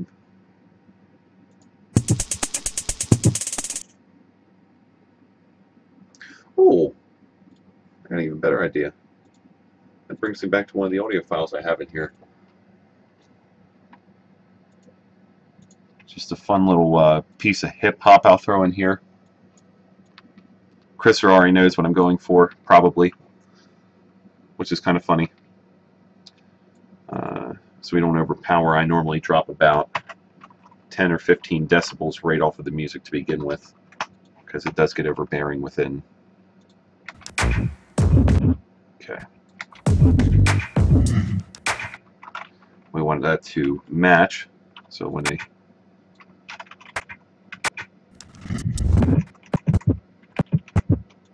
get that little hit there.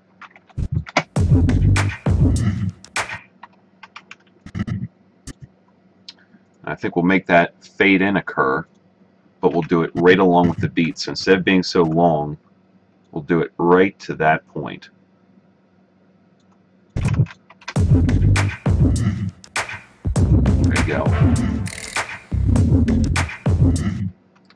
And we'll make that about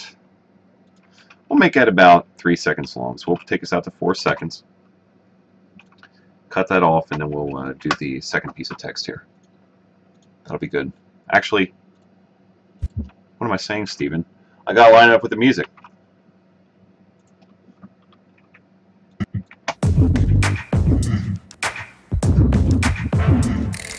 Okay, so right there, there's going to be the transition.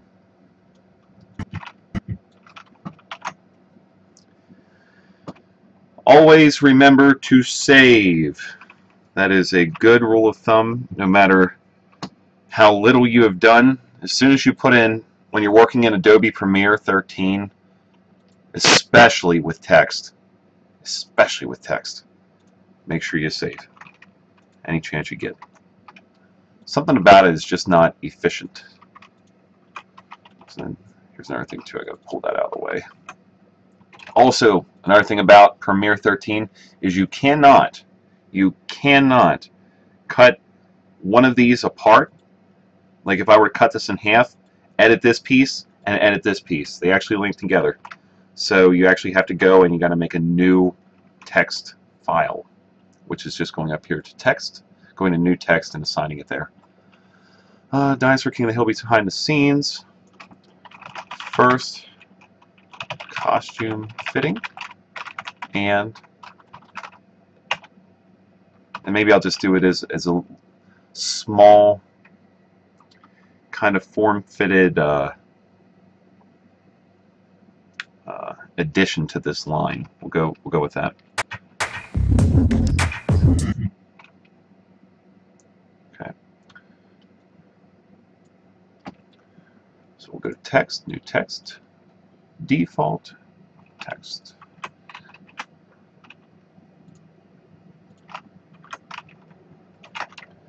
So simply put, all I'll do is I'll just take this information from this and move it over to the other little segment here, and then that'll allow me to add more text to it just by a copy and paste, and if I can spell rules correctly. So now going through this,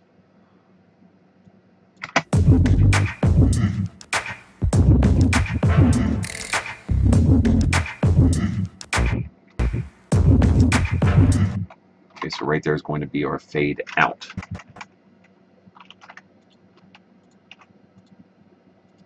Oh, I don't want to do that. I'm a little anal retentive about that as well, is when we get into, when I actually go like select all 3 of these or all 2 of these at once, and then I hit that cut, I like this to be all one piece just so I know that I'm not splicing things together. So I always back out of that.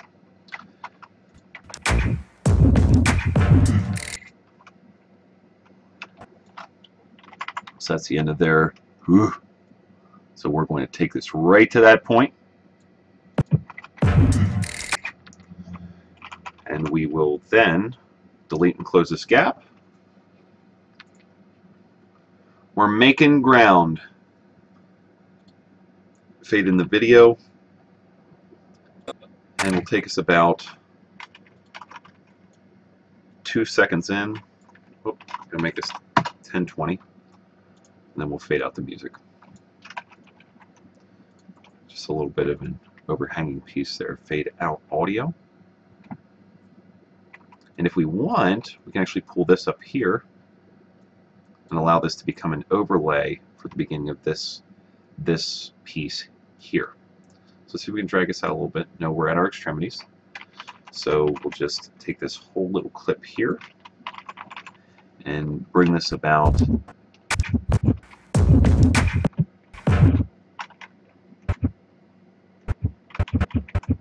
as soon as it starts fading out, we'll fade this in. Okay, saving the project, roll this through.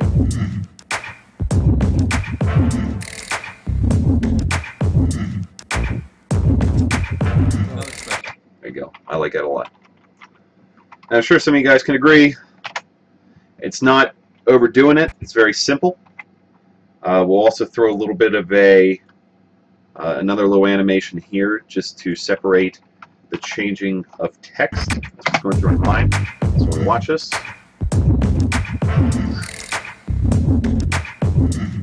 See, so since it's in there, it's just going to hit right there. See this little white patch on here? That's what Johnny has to hit to kill you with the paper. Okay. So the other thing too is it's kind of faded out a little too abruptly. So we're going to add a few more seconds onto this. Take it out to about, and we'll add another, we're at 3 seconds. We'll add another 5 seconds to this, and we'll see how that works by fading it out longer.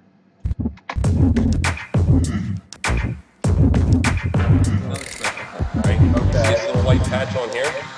That's what Johnny has to hit to kill you with the paper. Oh, so he can hit me anywhere else. Anywhere else, you're not dead. Okay, I like that. But if he hits that white spot, you're done. Dude, I need to stuff my crotch.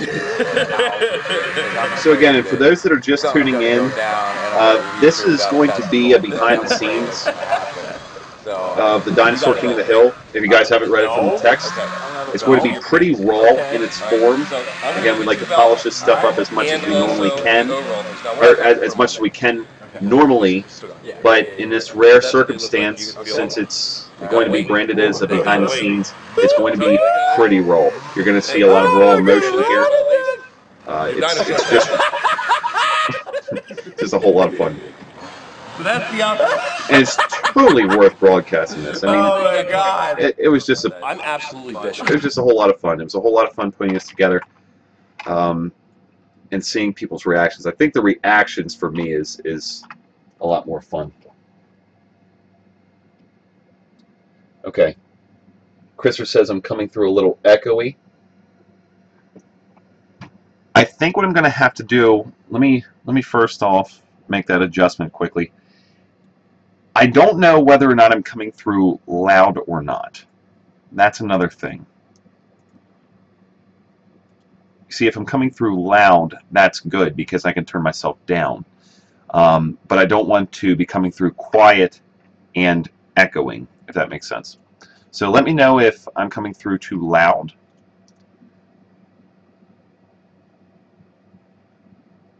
And then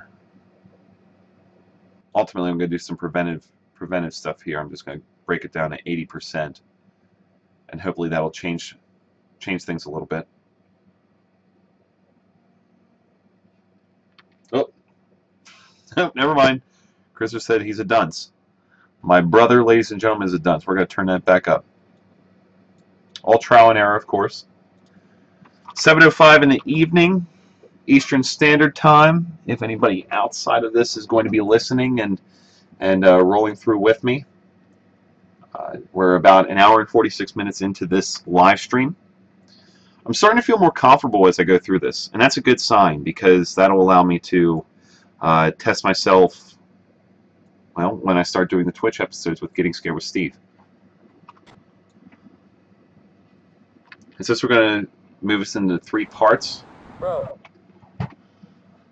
now it begs the question, do I make a professional outro? Probably not. Probably not. I'm going to keep this, again, this is all going to be just a big PR test here. Simple text, stay tuned for more behind the scenes.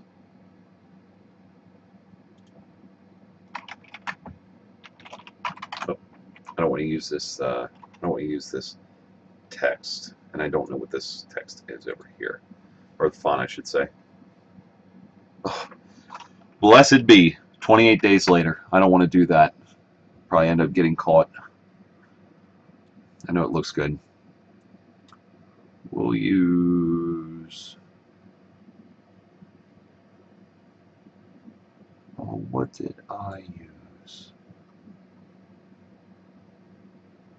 Let me try something real quick. I gotta keep consistent.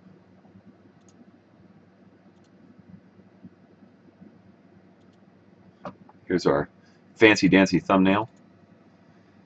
And just so I get a baseline here, Lithos Pro Black. That's what we're going to make it. Cancel. Oh, no, I do want to commit. No. Okay, we'll see. Lithos Pro. I like that. Oh. Back out of this. Save.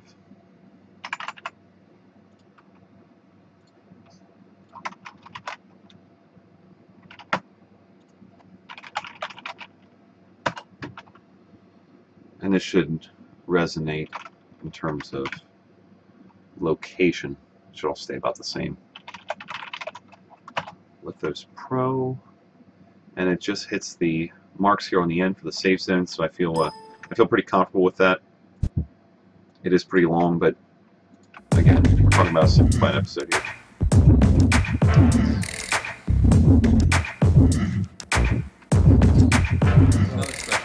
Good. Okay, good deal. Or my OCD's kicking in. My OCD is kicking in. If that's what you call it. I really don't believe that. I call it more my just my creativity. I don't call it OCD. I just think about things I used in previous episodes, and I do like the wood stamp font, so we're going to go with that instead.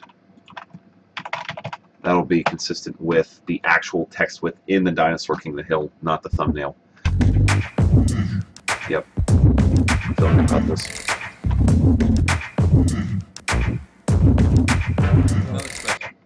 Yep. I'm good with that.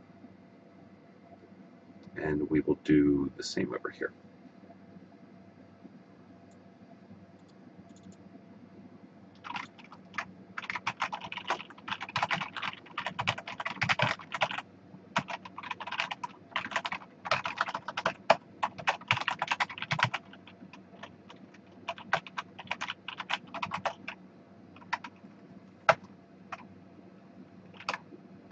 And we'll just throw on the annotations later in time.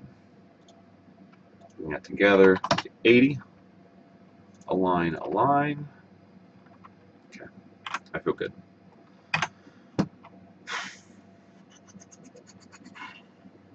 Fade in. And at this point, I think that we should bring back in that music for the outro, just as we did to begin with. We'll go into our project assets here and look for that. Little green dots means that we've used it within the timeline. It's an easy indicator to know what's in there and what isn't. You can see how all this stuff is from our earlier episodes. Do I need to delete it? No. In fact, I'm not going to delete it. I have no intention of even using it, so we're going back in the timeline for that. But here is our music file, so we'll pull that down here. We actually had, let me think here, 18 seconds of fade in. So 51 minus 18, 41, 33. Fact check me, fact check me. And that's what we'll bring it in.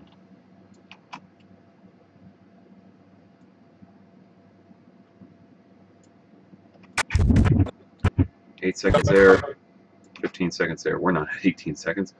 We're at, how can I do easy math? 7 seconds.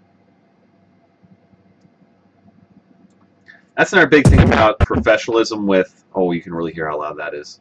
Let me correct this first. Walking and chewing gum at the same time is not my forte. I will never take it up as a career. But you do want to be consistent when you begin and end things. You want to kind of have the same feel. So in this case, I'm going to cut 7 seconds off of this. So we'll go back to 44 seconds, and that's what we'll bring it in. You guys ever wonder how much time I put into this stuff? This is I use that word raw a lot, but this is as raw as it comes. Just doing this double check method back and forth. When I see this little line here, this can actually be, oh, undo that. This line can be adjusted here to set the decibels, but I like to actually have the control not outside of the mouse slider, but actually going into here and choosing audio gain. That makes it a little bit more consistent. So we're going to add our fade to this. We're going to fade in audio. We're going to come here to the end, and we're going to make sure that we stay on 0 decibels. So again, it didn't grab that little marker here, so we're just going to undo that, and we'll reassign that. Very tedious. Okay, now we got a white marker there. That's good. Very tedious to do all this. You can see how just a little bit of a movement from my mouse kind of leads us all astray. There's probably an easier way, and I haven't investigated it truly, but probably something I can pick up over time. And here, so there's our 7-second fade in, but now we also have to worry about our text portion of this as well. So we'll just capture this. We're at 8:08. Here we are at 8:20, so we literally have 16, 8:08 to 20, 18 frames that we have to compensate for, which will be our fade in. 18 frames onto this will lead this to 0, and then back up to 58. Drop one off of this. Oh, I went the wrong way with that. Went the wrong way. Do a special edition. Oh, sorry. Here, I'm neglecting the chat. On my end, you are fine, but your video that you're working on is echoing. Okay, the video is echoing. Take notes. I am taking notes. Thanks for joining the chat, Nico. That's very much appreciative. In terms of the audio, if anybody's not doing anything, and I'm not saying I'm lazy, but I'm using the Open Broadcaster software to gather this footage. This is brand new to me tonight. Do a special edition of your Twitch stream where you and your bro play co-op Fear 3. That would be pretty cool. I'm actually down for that. I'd like to do some co-op with some people. I know that my nephew Skylar, he plays a lot of the Xbox One. Unfortunately, I do not have the one right now. I'll probably end up biting the bullet just in terms of how popular this becomes, and that'll become a part of a Twitch stream where I do some collaboration with him. I know a little shout out to his channel called White to No Avail. He's doing that with his friend Blaze, and they are basically doing their own thing, and I have total respect for that. I don't know if Skylar's ever going to broadcast his information onto White to No Avail in terms of his YouTube content or his Twitch content, but I really look forward to doing a co-op with him and us doing the whole dual screen thing. I know I got my heart monitor. That's going to go on me in time. I really don't need to broadcast that and show you all the bells and whistles of this, and I already find myself that I'm talking fast. I really want to get this out for you guys. So back to what I was saying. Here I'm going way off tangent. Not that I'm lazy, but again, I'm using this Open Broadcaster software. If you guys want to check into it for me on how to adjust my sound coming out of my speakers, that would be great. Give me a little bit more time to focus on this post-production, so then I can get this out tonight for your feasting eyes. So, yeah, Open Broadcaster software. If you guys want to just link anything in the chat on how to adjust my sound, my audio output to the stream, that would be great. But we are on the tail end of this, so let's just muscle through this real quick. I said 18 frames here, so let me bring this to fruition here. 16 off would be 51, and then let me just make sure I'm doing this right. No, it goes to 30 frames. Okay. Okay. So we'll have to go to 50-28. 50-28 will knock 18 frames off for me.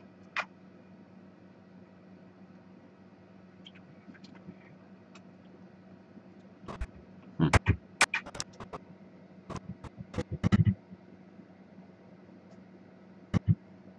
25? Really? I thought that was 30 frames. Okay, maybe it's 25. You learn something new every day. Okay, either way, that's where my fade-in is going to occur, right there. 18 frames before, just to keep consistent with the beginning of the episode. And we're going to keep this the same length as the total of our beginning titles. Again, call it anal retentiveness, call it OCD, whatever you may. I just find it to be real pleasant when you can do this.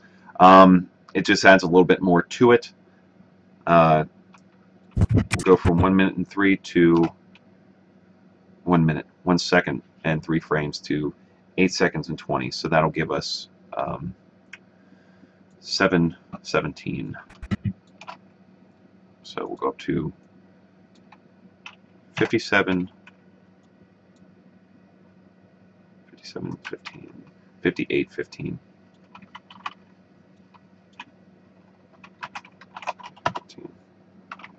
And then we'll get our fade out right there on both of these.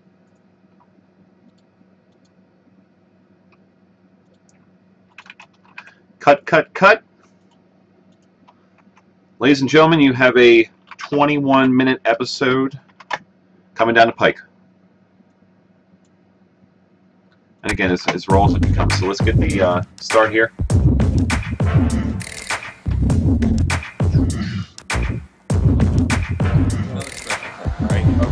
White patch on here.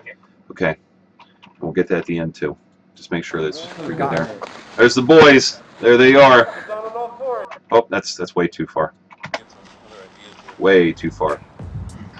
Bro. Here's what I was thinking. One of these. See, and that's why we do our double check, because I did not fade out on this. So we'll fade out the video there, save it again, and roll it one more time. Here's what I was thinking. One of these.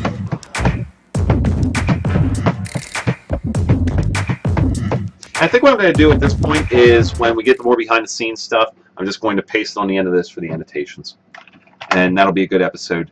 So we're sitting at 7:20 in the evening right now. It's a little later than what I wanted. I really wanted to get this out by 7. Totally uploaded, rendered, whole 9 yards. But again, I also wanted to do this live stream as well, which was kind of spur of the moment. But when I looked at my YouTube, I noticed that we picked up a few subscribers. I wanted to trace back to see if there was anything attributing to that. I know we had one feature with episode 7 from YouTube, actually featured one of our pieces, and that's what led on to our most views garnered over in South Korea. But I wanted to see if that occurred again, which is why we picked up the 2 subscribers. Either way, back to what I was saying, I saw the live stream on the side, and I decided, hey, let's take advantage of it. Let's roll with it. I want to get you guys involved. I want to get myself out there so I can feel more comfortable with what I'm doing here. That's a real big thing for me, because for anybody that actually does know me behind the scenes, let me just write this out here. Costume, fitting, and rules. For those of you who do know me, I am quite the introvert. And ironically enough, while this thing's going through the render, this will give me some more time to speak to you guys. I always go right up to the max. I always render out the most frames, give you guys the highest quality. I know that people dumb this down a little bit, so it seems more cinematic-like, which is around 24 frames. But I really do like the 30 frames. It does add a little bit of a fluidness to it that you see in a lot of 3D videos nowadays. When I went out and saw the Avengers, it was like I was watching a playback of, you looking at one of our videos now. It has to be done in 30 frames, but here, let me just go into this real quick, which may seem a little unnatural to some, but I really do like it. So we'll just select this folder for the trial run. And we'll save it out. So back to what I was saying in terms of just my own personal throw on things, especially with being an introvert. I noticed, and here's a big throw out to Rhett and Link. I really do like their podcasts. They call them Ear Biscuits.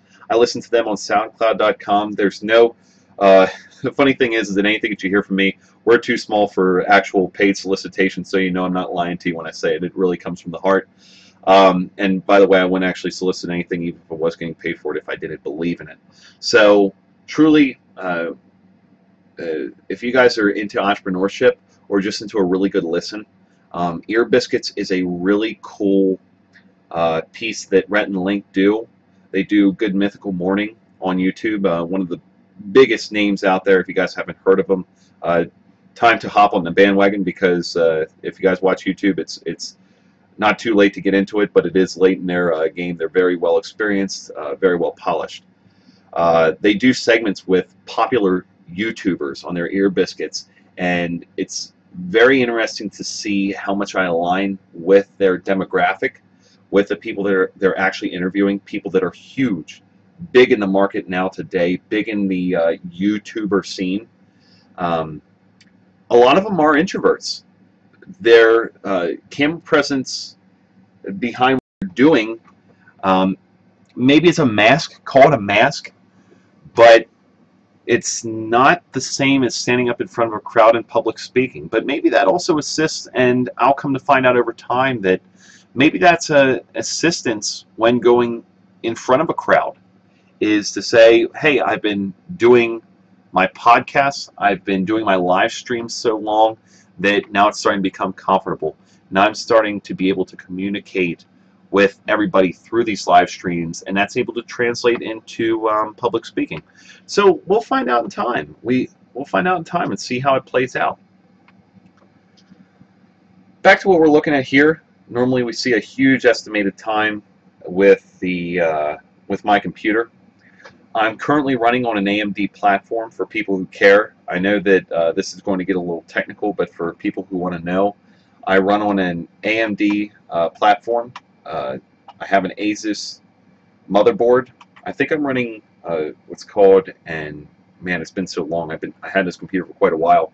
I think it's called an Evo. But either way, Asus makes a very good product. I could have went with their Sabertooth, but it wasn't necessary.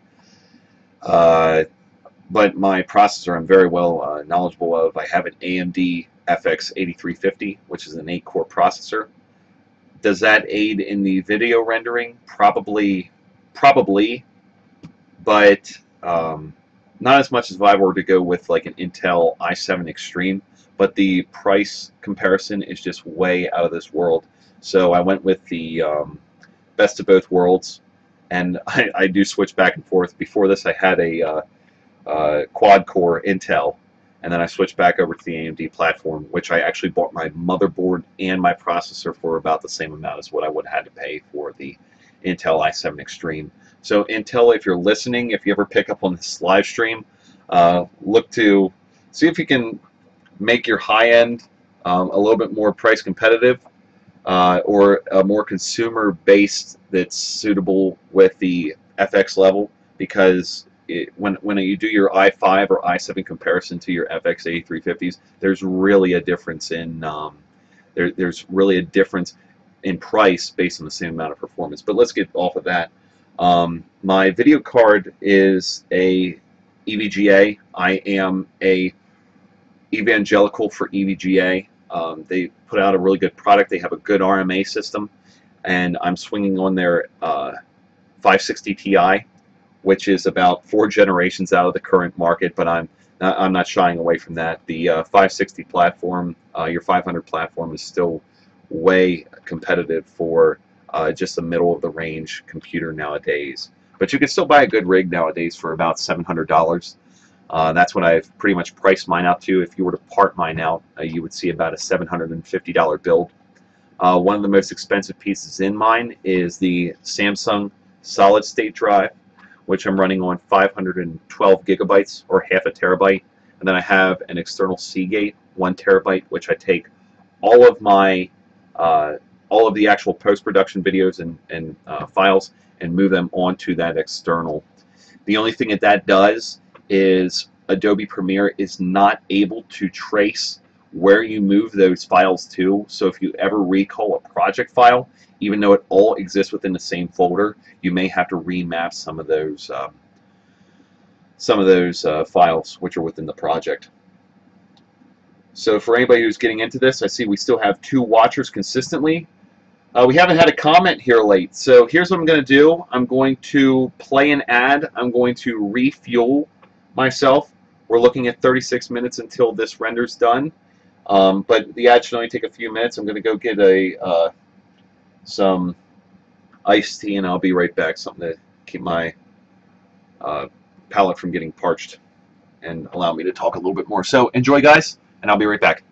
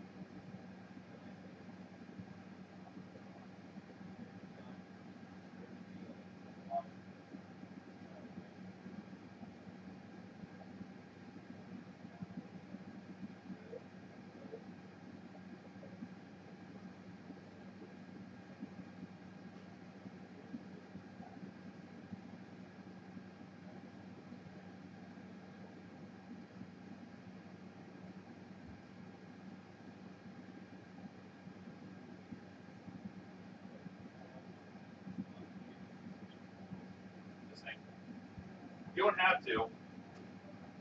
Okay. Yeah, you can go around to YouTube and see the live stream, I think. All right, are we back in action?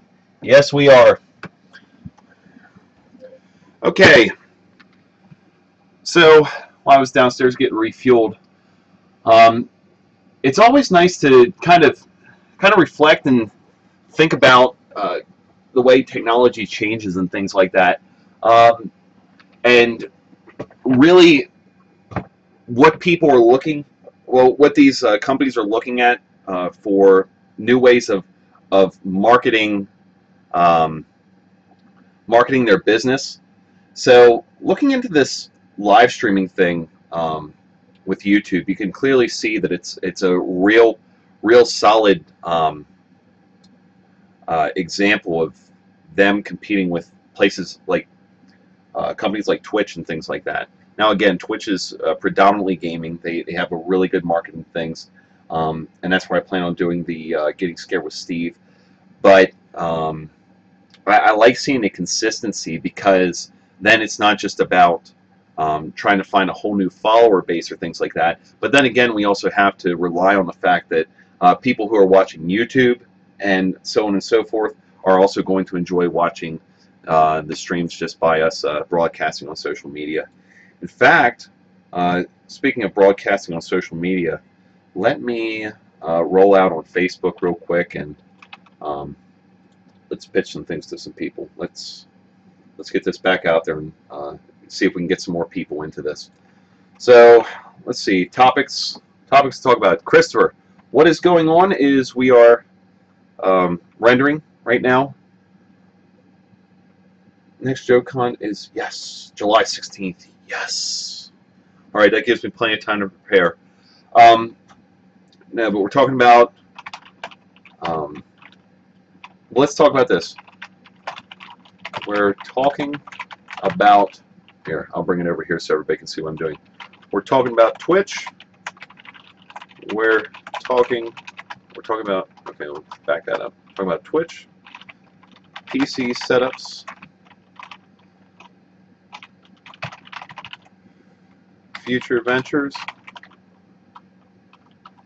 ventures, I use big words, future plans, let's throw that out. We'll throw out JoeCon. I think that'd be great. JoeCon, what is this?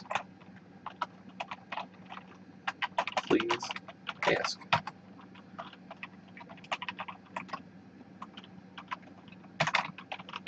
And waiting for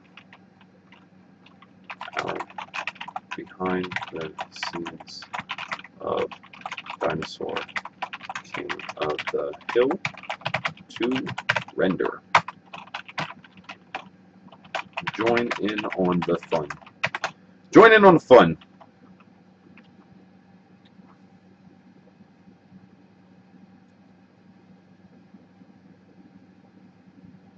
Talk about Twitch, PC set, future plans, JoeCon, what is this? Please ask.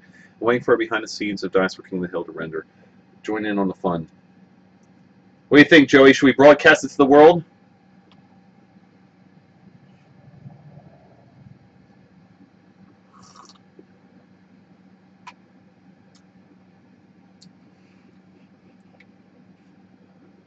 I'll let you be the call on this. Because I am all about making JoeCon public next year and helping spur this on into something just huge.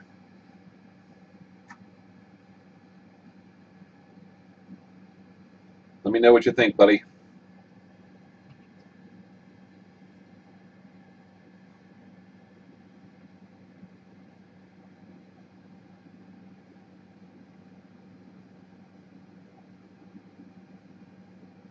Oh my gosh, the lag on this.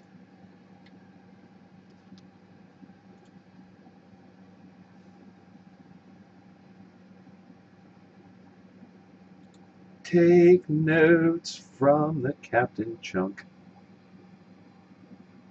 Are you still in here, Nico? Give me a shout out, buddy. The Captain Chunk. I'd love to know where that name came from. That's great. I see the Goonies there.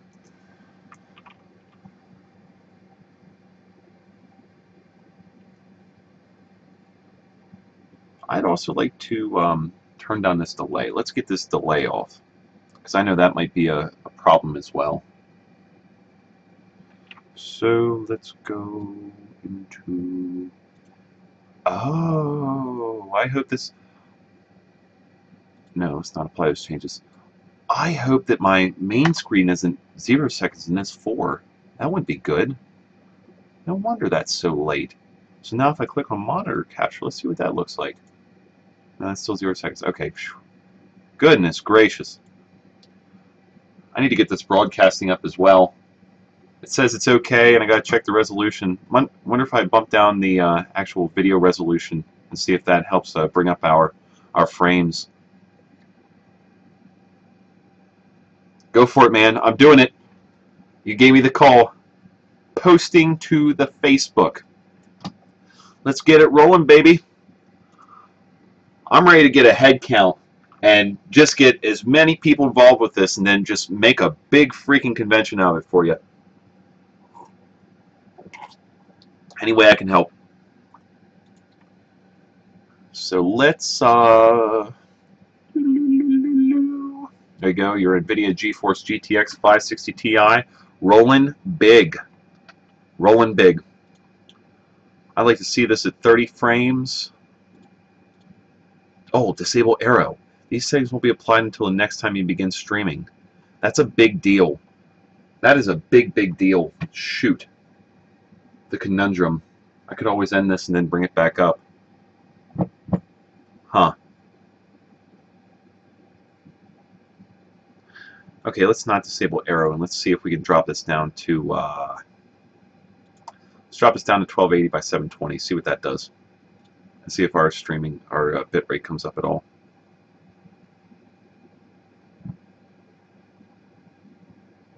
No. No, it's not coming up.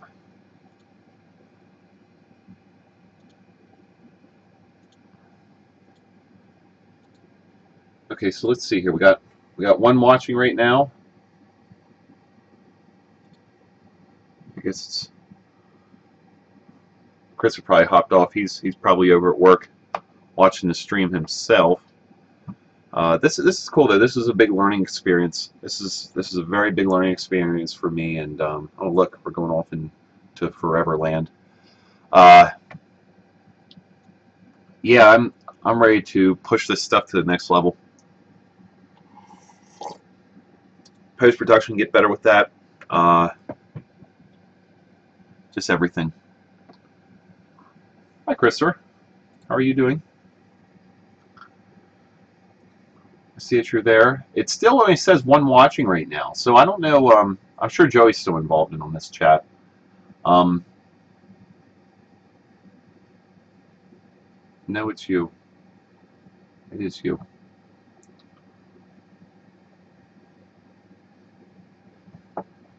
I'm also looking at my own feed to make sure, to see how long the delay actually is.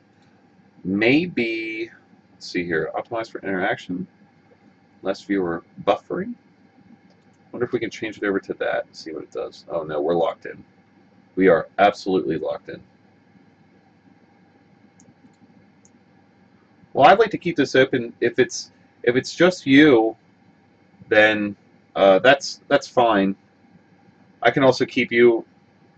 Well, we can't do the Hangouts thing because of this whole echo going on.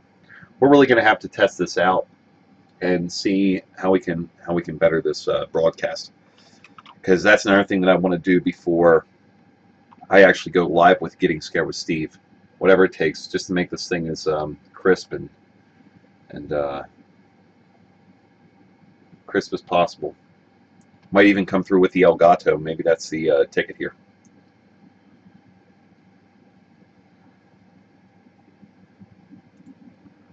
Okay. Yeah, I'm going to kill this for a little bit and pop on with my brother. We're going to do a hangout. I would broadcast the hangout, but again, with the way that things are coming through on my monitor and my speakers, interrupting a little bit of the feed here, we're just going to end this for now. It was a good test run. We're 2 hours and 20 minutes into this live stream. So, yeah. Well, I mean, we could do it. Yeah, I mean, we could do it on our phone, but well, then people just won't get the whole picture, though. Should we do it on the phone? We'll do it on the phone. We'll do it on the phone.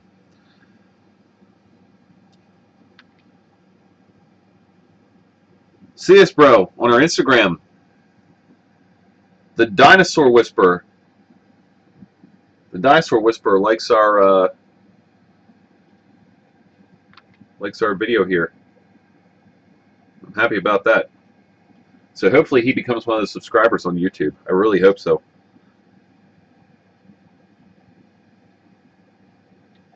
Okay, here comes your phone call.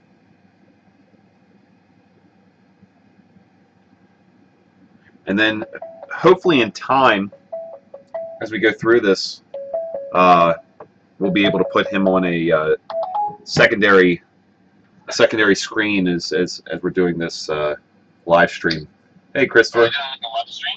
Yeah, I'm going to keep you on the live stream as I do this.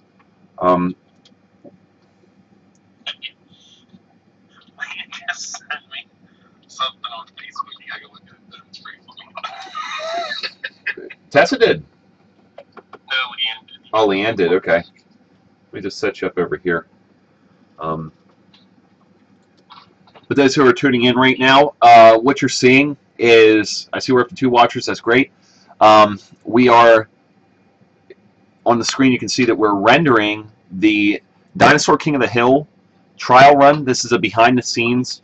We're going to do this in a 3-part. One's going to be the costume fitting and rules and regulations. The next one is going to be the actual trial run of the Dinosaur King of the Hill, which was conducted on March 1st. And then, what's that? That costume fitting was the best. Was it good? Yeah. And then we're going to finish up with a part 3, and that's going to be a little bit of a fireside chat where we open up and get everybody involved with that trial run. Well, we already did it. We got everybody involved in the trial run, and just had the ostrich egg and partaked in that, which we could almost brand that as a B1Q Foods episode if we wanted to. Yes. Why not? Just keep all this hype rolling with the Dinosaur King of the Hill. And that's another really cool thing when we look at this, because we're able to now shift our... Yes, Tyler Kraft has joined the chat. How are you doing, brother? So, okay, I hate to keep rolling back and keep moving backwards, but just to let you know, Tyler, what you're seeing here is a behind the scenes of the Dinosaur King of the Hill. This is going to be a 3-part series. This is the first part here. Just finishing up with the explanation of part 3. What that's going to entail is a little bit of a true around the campfire discussion with the Titans, because they were a part of the trial run as well. Also, my brother, Mike, we're all testing out the ostrich egg. So when you talk about preparing the Parasaurolophus egg and things like that, we actually do eat the contents out of the... Well, we eat the egg inside the ostrich egg. Tyler, I'm pacing myself. I got some iced tea right here. So gotta get that Shade Mountain. I know I got my Shade Mountain wine downstairs, buddy. I wish if you ever come over to my house, we're gonna go through a whole bottle together. You and I, brother. But yeah, so yeah, the final one's going to be a campfire, sitting around that, eating the dinosaur ostrich egg. And if you want to see the preparation for that, of course, you got the Preparing the Egg episode, which features my girlfriend Tessa. She's becoming more and more instrumental with everything that we're doing with B1Q, and she was actually the host of that episode and did a great job. So shout out to her for that. It was great. It was fun. And the ostrich egg was, if you want a little bit of a backstory, not to the ostrich egg, not a backstory, but a little bit of a example of what it tasted like. Personally, for me, it was a little bit more. It wasn't as clumpy as what regular chicken eggs were. Kind of just feathered out, but it was still light like an egg. And it was like one egg, and we had a huge iron skillet. And this iron skillet, you'll see it in part 3 of this little short series that I'm doing for the behind the scenes of the Dinosaur King of the Hill. But it's just this huge pan, and we bring out this bucket-sized bowl that we're dumping all the contents into. It was literally like 24 eggs is the equivalent to one ostrich egg. But again, I'd like to shout out to Floke's Country Floke's Ostrich Country Farmer, however that is. I should probably link that right in the chat. She's great, Lisa Floek.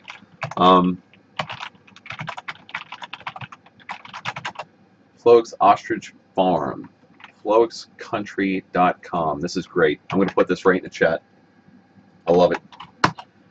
So if you guys ever want to try it yourself, there you go. You guys can go right to that link and go buy an egg off of her.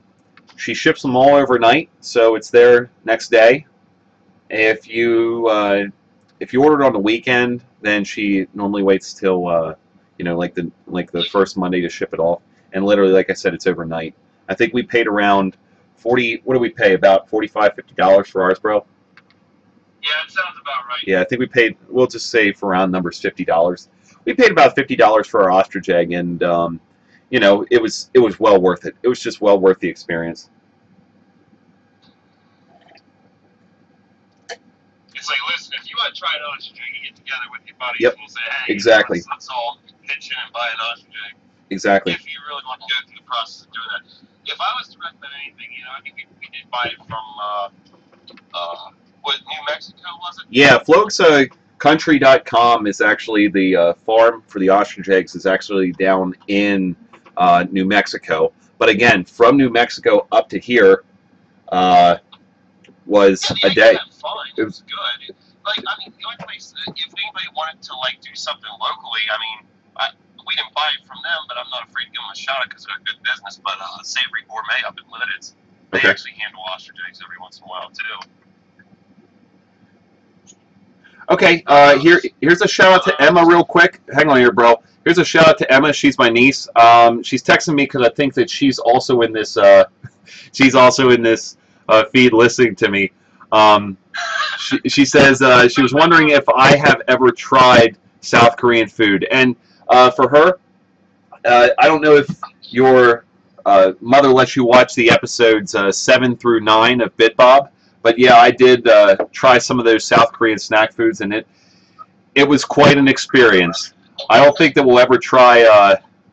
Well, never say never, but the octopus was pretty rough. It was like a jerky, if you will, like an alligator jerky, but without that gamey taste. It was real strong, real tough to chew through. Marcus couldn't even finish it. But, yeah, I mean, we have a lot more snacks and things to go. Tyler, we say, I can hunt you an ostrich, but I may be shamed on the internet social media. If it's named Cecil, you might. Cecil the ostrich. Yeah. Too soon. Yeah, too soon. Yes, and if I don't know if Emma's listening or not, but I'm still going to answer in text. I just have to. And then we'll put a little smiley face on here as well. Yep. Love my family. They've been super supportive of this the whole way through. Yeah, so we're sitting at 12 minutes left on the actual render for the first part of a 3-part series for Dinosaur King of the Hill behind the scenes. Just for everybody's information, we already have Dinosaur King of the Hill on YouTube. It's just it's privately listed right now. What we want to do is we want to have this behind the scenes episode up as well as a Dinosaur King of the Hill, because I actually but I want to link to this behind the scenes episode within the actual Dinosaur King of the Hill episode. So that's why we're waiting, or else it would already be out. But truly, we're looking at a 20... Now, of course, for everybody who's just tuning in, this is going to be... No, costume fitting and rules. You talk about the rules at the beginning. So that's what you're going to be... It's one part. Okay, I'm sorry. Yeah. So that's what you're going to be listening to or viewing within this first part series if you decide to look into the behind the scenes. It's going to be a very raw feeling to it. Normally I'm a little bit more calculated when I'm actually cutting, but I'm leaving this pretty much raw. And this is also taken from Mike Hoffman's DSLR, so it's also not going to be as clear and polished. But just as much in terms of like your audio and things like that. On our XA20, we use... polished because, I mean, you have the whole stipulation with focusing and stuff like that. Well, yeah, I mean... So, like, in the post-production process, you know, you can clip out, like, focusing issues and stuff like that, and that's what kind of gets you a clearer picture. But, you know, yeah, I'm sure that's what we're going to see. Yeah. I want to talk about so many things now that I'm on this live stream with you guys. This is actually pretty cool because it opens me up and allows me just to let my mind race. So, first thing I want to say is, yeah, this is very raw cut. You're going to see a 20-minute length episode with a few little jump cuts in it, just going for when Mike hits the start button to when he hits the stop button. and just appreciating it for what it is. It's truly a raw, behind-the-scenes cut of the Dinosaur King of the Hill trial run. I want to emphasize that is the trial run that was done on March 1st of 2015. That was 2 months before we actually filmed the Dinosaur King of the Hill. Now, the Dinosaur King of the Hill, that was done mid-May. It was a nice warm day out then. It was very dry. Just as what you've seen in BitBob episode 10, we talk about how we needed to find the right climate, the right weather. It all had to align. The stars had to align for that day, and you'll see right when you get into the episode, it was a nice blue day, almost not even many clouds in the sky. The ground, which was dry, that was absolutely important. That was absolutely imperative for us to use that land. Let's see here. Tyler chimed in here. Oh, hey. If I drink enough beer, I will eat any Korean food you guys give me. You are on. You are absolutely going to be invited to these South Korean snack food episodes. Yeah, we gotta have you over for that. Yeah, we're gonna have you over for that. Oh, did you just give me a shout out? Tell me you gave me a shout out. That's great. Yeah. All right. Love you, buddy. So, Rick Tyler gave me a shout out on the live stream. Here, let me position you here. See, I have my brother sitting here with us. Like how do you mean? Do you think? Oh, he just linked us on Facebook, and we appreciate every little bit of that as well. Shout out where like he shouts you out inside the chat, like, "Hey, everybody!" Hi, guys. Yeah. No, it's not like that. It's not like that. Oh man. I love that. Here, I'm losing my train of thought. It's like when we're on like the YouTube videos and like at the bottom of the YouTube comments, there's mom posting, "Hey, everybody, check out." I know. That was pretty brutal. Yeah. Mom posting about yeah. Hey, check out our YouTube video when she's saying check out the YouTube video within the YouTube video. It was something. Yeah, don't ask me. So let's see here. We're currently up to 118 subscribers with B1Q. I think this is a fun part. In fact, I'm going to open this up to you guys a little bit. I'm sure that you can see my screen. So let me just broadcast a little bit of our analytics here. Show you exactly what goes on with a multimedia site. YouTube is going to ban us. Are they? Do they ban us for that? Oh, they don't like it. They don't like it at all. You can show them. I don't care. Okay, yeah, I'm going to show it real quick. I don't know what this is going to do. If I get kicked off, I get kicked off. But I thought so because I saw you on YouTube doing it. You tried seaweed. Yeah. Yeah, I tried seaweed. That was a part of the Korean shipment, Emma. And it was quite an experience. Hey, do you guys... Hey, Emma, you gonna come try some with us? Yeah, Emma, you got to come up and try some with us. We can have a kid episode. So let me know what you think about that. We'll just have a bunch of, you know, and maybe even your friends. Like, we can just have a big day with a bunch of kids try South Korean snack food. We'd love to have you on. So think about that, and we can even come to you. We can even come to you and set it up. So here, anyways, yeah, you guys see me on this big, you know, portal through time here. So let me just move this back to the dashboard.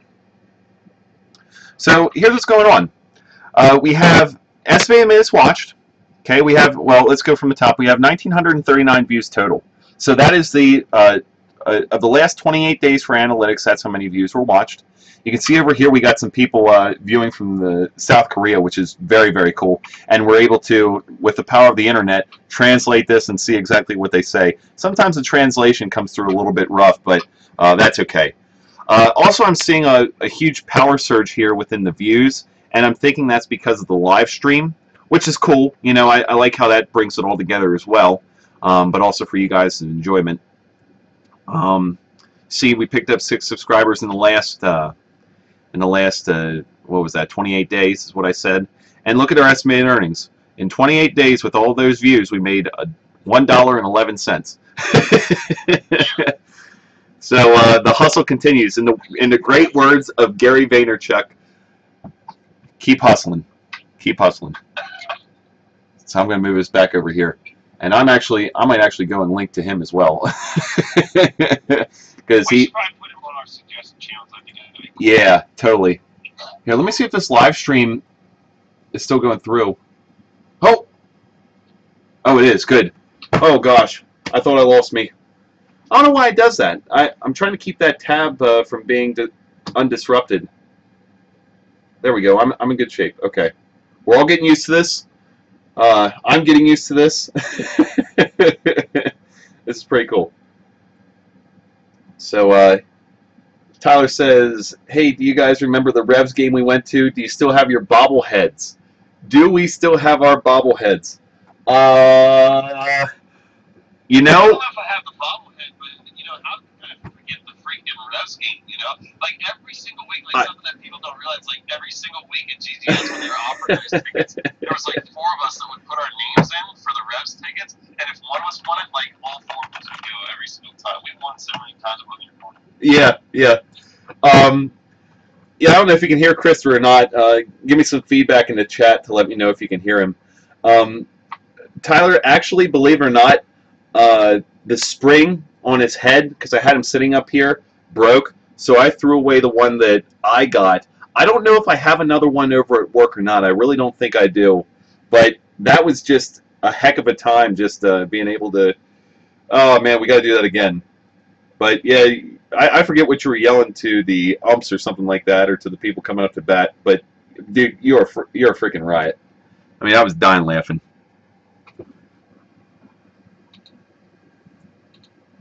So... That was funny. Yeah. Yeah, just kind of relishing in the moment, just sitting back and taking it all in. Okay, guys, 3 minutes and 30 seconds left here until... And now that's a little arbitrary, if you ask me, because it sits on 5 seconds for a while in the finalization. But, yeah, we got about 4 minutes left here until we have a full...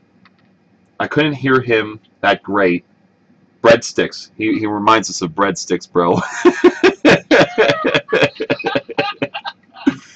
Oh, gosh. If you want to elaborate in chat, you can. But yeah, after this is done, then there's going to be a whole nother loading iteration to go up to the web. Now, after this is uploaded, next for B1Q is going to be the Visual Reality Car Show. My girlfriend Tessa, she was the one that cut the did a real rough cut of it and laid it out for me, so now I can take that from her post-production and add a little bit more of a spin on it too. I noticed that some guy already actually made their own car show video from this other production company, and it was absolutely fantastic.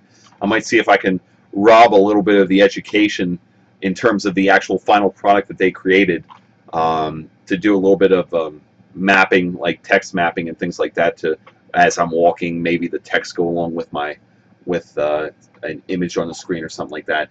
But that's a part of the education, learning post-production.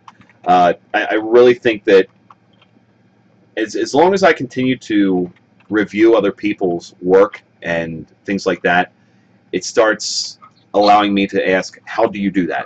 How do I make our post-productions better? So again, this is going to be just a huge, huge learning experience for me. As the more I do these live streams and things like that, I don't know if I'm actually going to do live streams when I get into some real heavy editing, only because I truly can't walk and chew gum at the same time, and I'll say that over and over again. You can ask my brother when we're doing when we're actually doing our meetings and things like that over Google Hangouts. He'll see me trail off, and it's just not a pretty picture. And then I go without doing a whole lot of... Yeah, I go without some post-production for that night. So, Tyler, LOL, remember there was a certain batter on the opposing team that if they struck out, we got breadsticks in the Pizza Hut every time they were up. We chanted breadsticks. We were dying, man. I love that. Breadsticks, breadsticks. We got to go to another game. I don't even know how long the season goes. How long does the season go? Let me go bring this up here. York Revolutions. Yeah, look, Revolution's my eye. Revolution. Duh. Let's see their schedule. 2015 schedule. Let's bring us over into the main screen so we can all enjoy this together. Here's our August 2015 schedule for the Revs. Let's see when they're playing at home. Wonder if that's, yep, home is yellow. So today is August the 7th. Good, they're not having anything on the 15th or 16th because I'm busy those 2 days. Mini basketball giveaway or Daredevil night featuring motorcycle tightrope riding and chainsaw juggling. Tyler, let me know what you want to do, buddy. That might end up being something. Might go watch either get a basketball. We definitely can. I'm 21 now, so yeah, that'll be fun. Yeah, you're definitely older than 21. See us, guys. Look at this mess. 98%, 5 seconds left. We'll get there. We just gotta wait. We gotta be patient. But yeah, we'll go either watch some chainsaw juggling or we'll have to go get a mini basketball one of these days. I think I can. I think I can. I think I can. I think I can. You know it?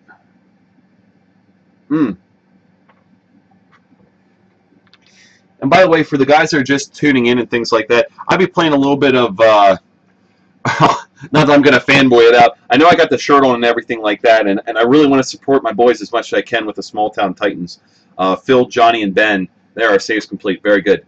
But I would play you guys a little bit of the Titans mix and things like that. Yeah, they're on their national tour right now, and they're actually coming up on their home stretch. Very, very cool stuff. I look forward to having a little bit of an exit interview with them when they come back and getting their feel for the road. You know, seeing exactly, well, heck, yeah, and that could play into the blooper episode then, because we do have a lot of bloopers from that. Oh gosh, do we have a lot of funny parts.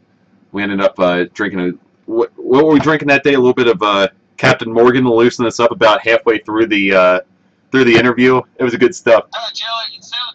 Oh, Sailor Jerry's. Oh, that's some top shelf stuff right there. Let me throw this over into the upload quick. But yeah, when they get back. Yeah. Hey, bro, throw yourself in the chat a little bit too, so people can hear you. Let me get up this trial run here. Dinosaur King of the Hill behind the scenes. Can't you? Okay, so this is going to go into the upload. Oh, dum dum dum dum. There it is. We are now uploading. Behind the scenes, costume fitting and rules. That is for your enjoyment tonight, ladies and gentlemen. We are having a double header tonight. Dinosaur King of the Hill is coming out tonight. No ifs, ands, or buts. This is the behind the scenes episode. You'll see that featured in the outro screen of the Dinosaur King of the Hill. So if you want 21 minutes of unadulterated footage, just as raw as you see it when you viewed the YouTube episode, that's what you're going to be expecting with these episodes for the behind the scenes. So that's going to be a 3-part series for people who are just tuning in. You're going to see the costumes and rules for part 1. Eventually I'll cut the behind the scenes for the actual Dinosaur King of the Hill trial run from March 3rd, and then ultimately to finish off the day we're going to see maybe we'll tailor it, we'll brand it as a B1Q Foods episode, but we do eat the contents of the ostrich egg, which we do consider the Parasaurolophus egg that the Parasaurolophus actually has to protect in the Dinosaur King of the Hill episode. For people who are tuning in right now, you won't see a whole lot of the egg within the episode. I don't want to give too much away, but if you do see the egg and you're like, well, what the heck is that just sitting there? The Parasaurolophus egg actually has to protect the egg from the hunter who's up in the helicopter from retrieving it. Because if the hunter grabs the egg and brings it back to the chopper in the name of science, he wins.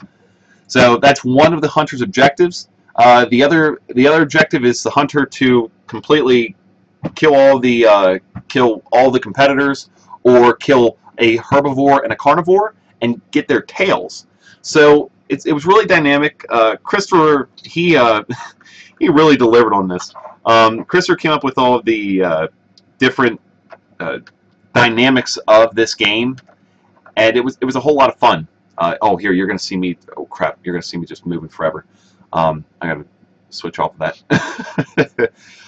But no, back to what I was saying. You're going to see what it was meant to do. The dynamics of the game was meant to change as soon as one of the herbivores or carnivores died or had a flag taken off of them. So if you see one of the carnivores die, either the Tyrannosaurus Rex or the Ceratosaurus, well then of course you have one less carnivore, and the hunter can go and grab that tail, dismantle or dispatch one of the herbivores, grab one of their tails, and then take it back to the helicopter and fly off. So the hunter actually had the most rules to follow, but then for the herbivores, all they had to do was survive, and the carnivores had to be the last ones standing. So they actually had to go and take care of the hunter when they landed as well. And also, not to add too many spoilers to this, but the hunter doesn't. We had a bunch of ordnance drops, and what an ordnance drop was simply more paintballs within the helicopter, or well, not within the helicopter, but more paintballs for the hunter to use in the helicopter. He didn't really have a chance to land, grab an ordnance pack, and bring it back, and then get back up in the air. So it's real cut and dry. You're going to see him.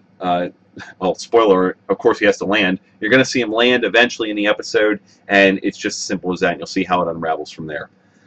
Very cool things on the horizon for B1Q tonight. Doubleheader, guys. Very cool stuff. So anything from the 3 people watching the chat right now? 3 people watching this stream. I'd love to hear from you guys in chat. There's Joey. I see he commented again. How do you guys see who's in the chat? I'd love to see this. Is there a way to do that?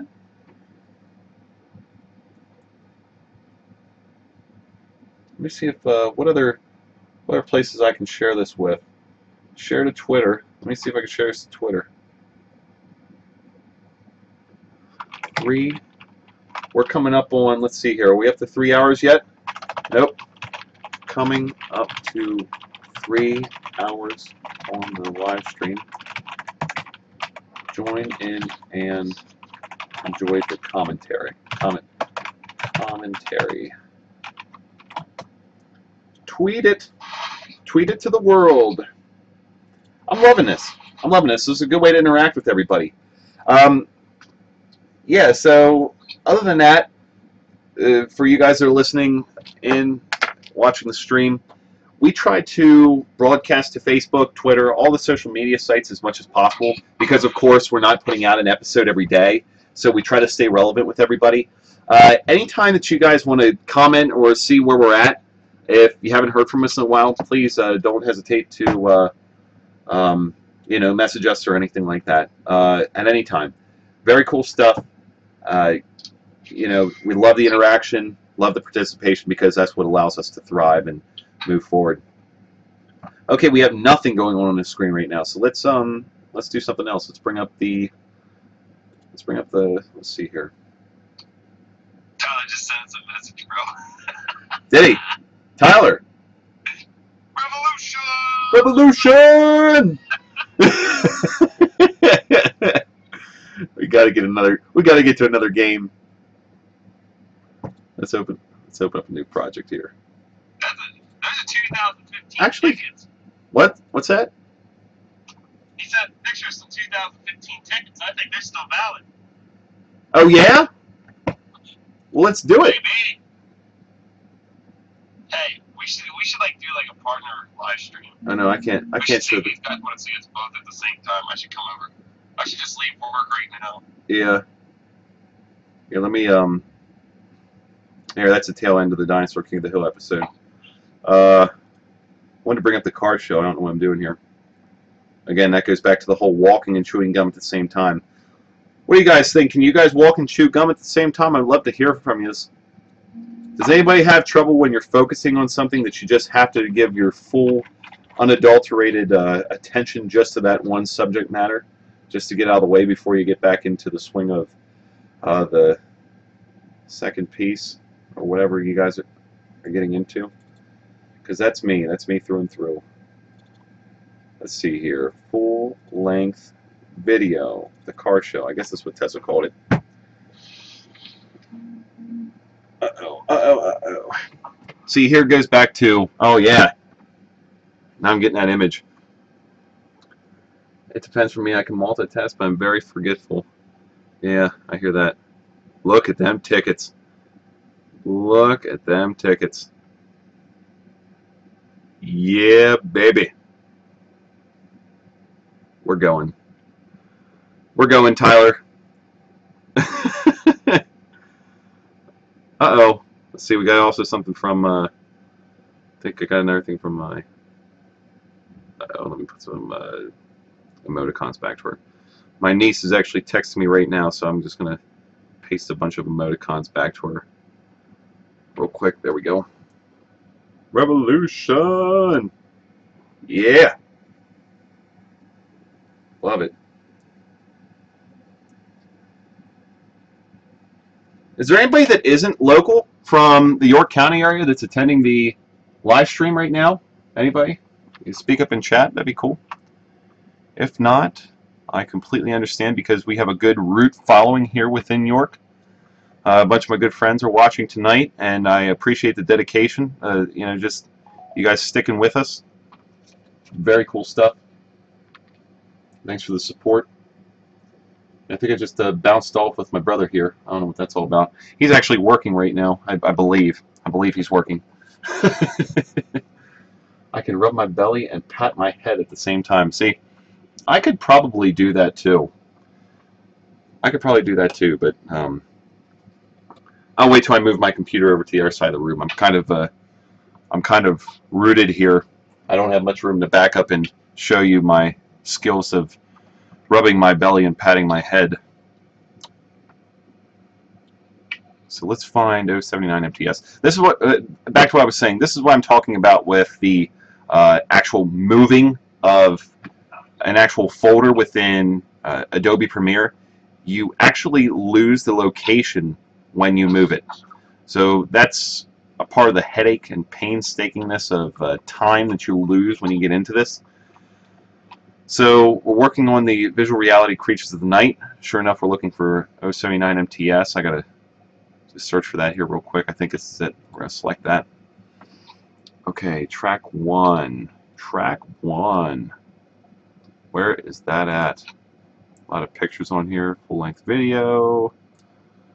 Oh my. And it's nice. I know what we're looking for here. This is actually our background music for the visual reality Creatures of the Night is DJ Honda.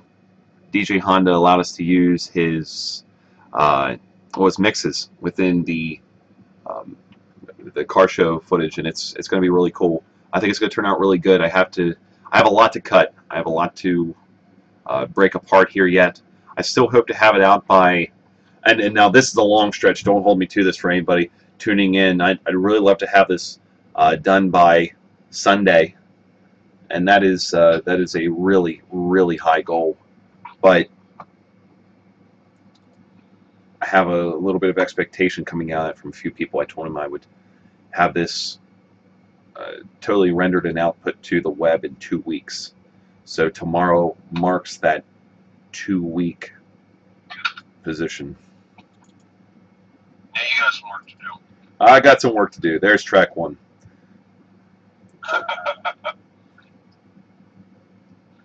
See, I'd almost hate to play this just because I think I can mute all of this. Let's see if I can. Let me see if I can mute the soundtrack. Oh, I don't add any keyframes to this. But I'd love to mute this soundtrack. That way it doesn't come back with a whole bunch of reverb. There it is. There it is. That's how we do it. Okay. Nope. That's not how we do it.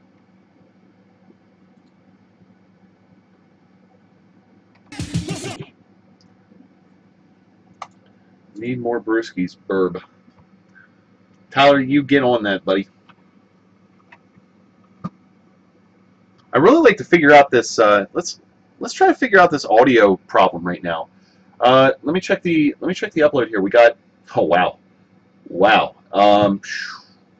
We got 136 minutes remaining on the render. The render of the raw footage. Well, this is what it's all about, guys. What do you mean the render of raw footage? The render posting up to YouTube.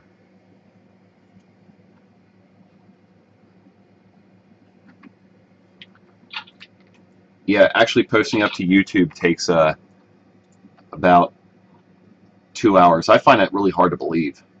Boy, do I find that hard to believe. It's only, well, a 20-minute episode is pretty long, though. Could it be because you're streaming? Well, I think it could be because I'm streaming. I really do. Because you're throwing data that way. Yeah. I really wish I could. Yeah, I know. I'm probably gonna have to hop off. I was gonna sort out that whole audio thing with my actual computer speakers, but we'll get that in time.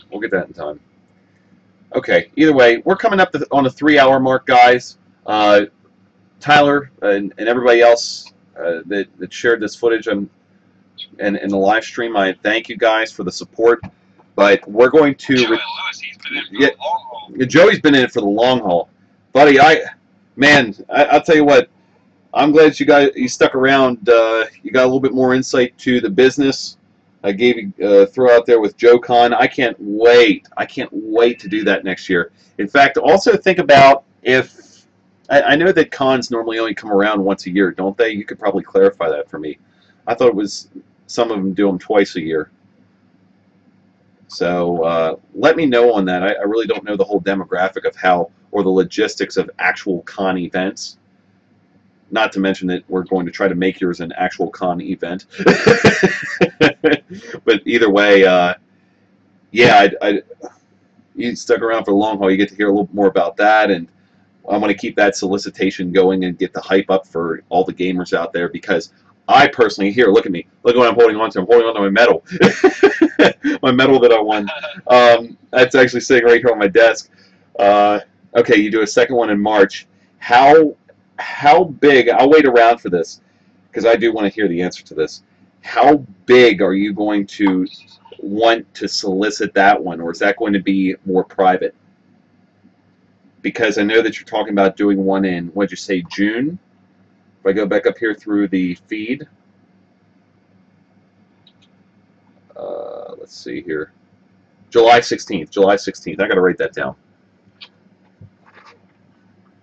Okay.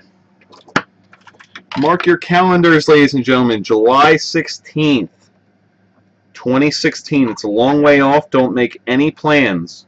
JoeCon. If you're into video games, there's a lot of stuff to do there, and the bracket is made right on site. If that changes in time, depending on how many people we actually get involved with this, maybe we'll organize the, and of course it's Joey's event, so however he wants to do it, if anything changes in terms of how the brackets are going to be set up, then of course you'll know, absolutely. That's more of a thing for Monica, so I'd have to ask her what she would like to do. Okay. Again, it's so far off, but yeah, mark your calendars for July 16th, because I know I have this little post-it note here. It's eventually going to turn into a virtual reminder, and I'm going to be there. B1Q Studios is going to be there, and we're going to be a sponsor of it. We're going to go big with it. We're going to have we have big plans for it. I really don't want to put anything out there, but we have big plans for it, and I really look forward to broadcasting that to the masses, and sooner the better. The sooner the better. Because personally, after that one day was over, I wanted to spend more time there. I wanted that to happen again. I want a medal. I don't even have an Xbox One, and I want a medal on the Xbox One. It's anybody's game. Anybody that just wants to come and attend Anybody that just wants to come and compete, and you don't have to have your own consoles or anything to do this. This is JoeCon we're talking about. We supply the consoles. We supply the controllers. This is taking it to the next level for you guys. All you guys need to do is participate, pay the entry fee, enjoy the drinks, food, and everything like that, because pulled pork last time, that was awesome. Pulled pork, brownies, cookies, anything, any dessert that you could think of was there. Hot dogs, hamburgers, 2-liter bottles out the wazoo. Just a real good time. Card games. Card games of all shapes and sizes. Cards Against Humanity. What did we play? I don't think we had any Pokemon cards last time. We got a King of Mortal Kombat 10. That's what I was. I was King of Mortal Kombat 10. But yeah, I don't think we had any Pokemon cards last time. We should bring that back. We should go first edition OG vanilla on that, Joey. Classic OG Pokemon, because I'm going to tell you right now, I have a huge box of Pokemon cards upstairs from our life when we were a child. Oh, I'm about to fall on my chair here. Or do some World of Warcraft card game raids. Just anything. Yeah, Super Fight. Super Fight was one of the card games. I know that you had the PS2. We were playing some Marvel vs. Capcom. I'm terrible at that, but I'm great at Mortal Kombat, go figure. I made some friends there that day. And you know, have them on my Facebook now. So it's a good camaraderie event. Nerd rage is not permitted, but then again, I'd love to see a little bit of I love to see the competitiveness come out in people, as long as the controller doesn't go through a TV screen. We got to keep them intact. But some light PG-13 nerd rage, I think, is well. Then again, PG-13 might not be good either, because 13-year-olds playing video games that are nerd raging isn't too good either. Light nerd rage, I don't think it's too bad though. I still have 9 decks of original Pokemon cards. That's awesome. You know, and for the masses that don't know, because there's a big broadcast going out on it now, Ronda Rousey, of all people, played Pokemon. I don't know if she plays Pokemon or just collects Pokemon. I know she plays the Game Boy games, which is so interesting to me because, you know, for anybody, you can be whoever you want to be in the United States of America now without any shame. And that's pretty cool to me. So if we were born, well, I guess we weren't born 10 years too late because we got to live the Pokemon era, but it seems to be living on with Ronda Rousey. You might see a resurgence by that because of how much of a badass she is. Hell yeah, man. That was a good fight. That was a good fight. And why I say it's a good fight is because it is just traditional Ronda Rousey. Just a traditional Ronda Rousey, and I'll keep it real light here, butt beating by her, because I think my niece is still in on this chat, and I gotta respect that. Yeah, but she's Ronda Rousey's great. In fact, I just found the other day that I actually tuned in a little too late for it, but she did a broadcast live stream through Periscope, and I've tried that out one time through Twitter. But I just missed her Periscope feed by, I don't know, 5 minutes. But I could have asked her all kinds of questions because, like, literally as people were posting, and there had to be a couple hundred people right within her live feed for 10 minutes straight. And as the chat, because the chat is live on your phone. You see, Periscope is a mobile live stream only, from what I understand. And the chat actually appears as you're live streaming yourself. So as the chat was scrolling on the right-hand side, Rhonda, just as fast as she can throw a punch, was going down through each one of them chat lines, just answering each one that she could without it being a comment, but more of a question. So, yeah, that was really cool. But I was going to ask her a question, you know, asking her about, you know, how she feels about short fights and things like that, because if she actually feels like she received a challenge yet, you know, because she's just so dominant. Like, this is something that we've never seen, even with Anderson Silva in the ring. Then again, Anderson Silva, for his first, I think it was 8 fights or something like that, didn't leave the first round. And I'm trying to think of who that young guy was that stuck with it for round 2. Patrick Cote, I believe it was. I think it was Patrick Cote. Just a resilient young brute. Was able to keep him into round 2, and everybody just went absolutely electric. absolutely electric. And I think that was the same day that he actually tore his ACL. I think that was an ACL injury or something like that. For the people, okay, here. Oh man, I hate Periscope. I streamed one of the fights for literally a minute and got banned. No kidding. Okay, so they really monitor that stuff pretty quick. Okay, that's good to know. Let's Wikipedia that. Let me bring this over to the main screen again so everybody can see it. Wikipedia.com here. We'll go check out Patrick Cote because I'm thinking that is our guy. Yeah.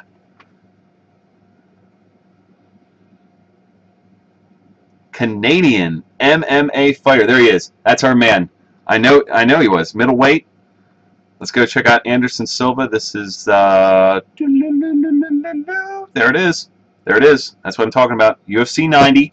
It's on the best of UFC DVD and Blu-ray. I only collect the Blu-rays of UFC. I haven't for a while. I stopped after Brock Lesnar got out. But then again, that's not because it's Brock Lesnar. It's just because, ironically enough, that's how it happened.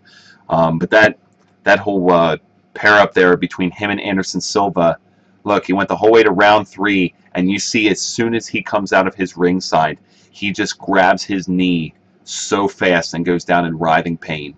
And Anderson Silva, for the man that he is, and this was pretty cool because sometimes he can be a little disrespectul when he fights, but truly, oh, here, let me pull this back over here. Truly, Anderson Silva backed off of Patrick Cote for that fight as soon as he saw the knee injury, recognizing it, and it was a while before he actually healed again. Let me get back to that. I don't know why I just got off of that. I really want to dive into this investigation a little bit more because I think that they had a follow-up fight. I really do. Anderson Silva, no kidding. Never had another fight after that. Never had another fight with Anderson Silva after that. Let me go to the more comments here. Okay, still in Periscope with Tyler. I was looking for something to feed off of. Tyler, have you ever seen the Patrick Cote fight? If you're there, you know, chat it up. Chat it up, brother. Chat, chitty, chat. Tell me if you ever seen that. See if you saw that Periscope. Yeah, Periscope. That fight with Patrick Cote and Anderson Silva. That was a good one. But still, even down to the fight with Chael Sonnen and Anderson Silva, unbelievable fight. That was one that was absolutely electric for me, worth every single penny of $59 or $49.99, whatever it was that day. On the edge of my seat as soon as they came out. As soon as they were walking ringside, I was out of my seat. I'm like, how long is Chael Sonnen going to last? And he ended up flopping it at the end. Then again, he would have got the belt tore from him anyway because I think of a failed drug test. Joey's trying to do some game converting. Yeah, game converting. Oh, did some conversating on some games. Yeah, Tyler. Okay, we'll pull back into the games here a little bit. Silva is my favorite. Yeah, Anderson Silva is still pretty high in my ranks. The only thing about Anderson Silva, and Joey, let me know if you're in on UFC at all. I'd like to find that out. With Anderson Silva, you know, when you get injured that bad, the way that he did, like breaking his what do you call that, fibia or whatever that is, whatever that big, what's the big leg bone, bro, called? Femur, fibia, I don't know, femur. I think it's femur. But anyways, and having that rod shoved back up into his, you know, both parts of his leg to get it back together. I mean, that's a pretty bad break, and that kind of gets you out of your prime. Oh, you're actually programming? No, I mean I'm programming and putting it into playable content right now. Okay, following along with the, what are you programming? I'd like to know. Are you talking about the game that I played? The RPG with the arena? I think that's what you're referring to, because that was in that shape, kind of that octagon shape. Maybe that's what you're referring to. I like that game. That was a good game. It was really balanced. I noticed you said a lot of people had quite a bit of trouble getting past the last boss, but truly, Joey, that was a well-balanced game. And for me to give it one full playthrough in 3 hours, that was pretty solid. You know, you were giving me a little bit of coaching from behind, and that's okay. I'm all about backseat gaming. But sticking to that game, that was pretty cool. The only thing I must say is I do not think I bought a potion. Not that one at the moment, but I don't think, if you want a little bit of a late critique on it, I don't think I had to buy a potion for that entire game. So, or maybe I did. It's been so long. Actually, we have a 9-game lineup we are working on. Oh, okay. That would be interesting.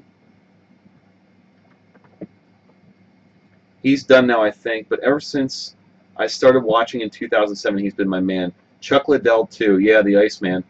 If it takes a man to party until 5 a.m. and then fight at 9 p.m. It takes a man to party until 5 a.m. and then fight at 9 p.m. Yeah, you're telling me, man. You're telling me. You see, and Chuck Liddell was on the tail end of his prime when I started getting into UFC, and that was a shame because I really took to his commentary. I really took to his ringside demeanor when they had him on as commentating. I really liked his feud with Tito Ortiz. I thought that was really good. It was all, that's about as mainstream OG as you get with the UFC without going back into the piece where they were actually trying to figure out the rules and regulations for UFC. That one you played is the last one in the timeline. Okay. Okay. Oh, I see how you're going to string it together, Joy. Okay, so it's going to be a 9-game series, and that is going to be the last one in the timeline. Very interesting. What are we doing on the live stream? Let me see how far we are with the minutes remaining. Oh, guys, I am killing this. I'm killing this broadband. You know what? What if I'll tell you what. Here's what I'm going to do. I love the dialogue that we're having. Let me throw one advertisement up real quick. I'm going to go get a charger, and then I'm going to go over to Periscope. So if you guys want to join in, let's flip this over to Twitter, and we'll keep this live stream going. So let me just play this ad and get ready to flip over to your Twitter accounts. All right. If you don't have it right now, follow us B1Q. Well, Twitter.com/B1Q Studios. See you guys in a bit. I'm going to play an ad, and then we're going to hop off of this.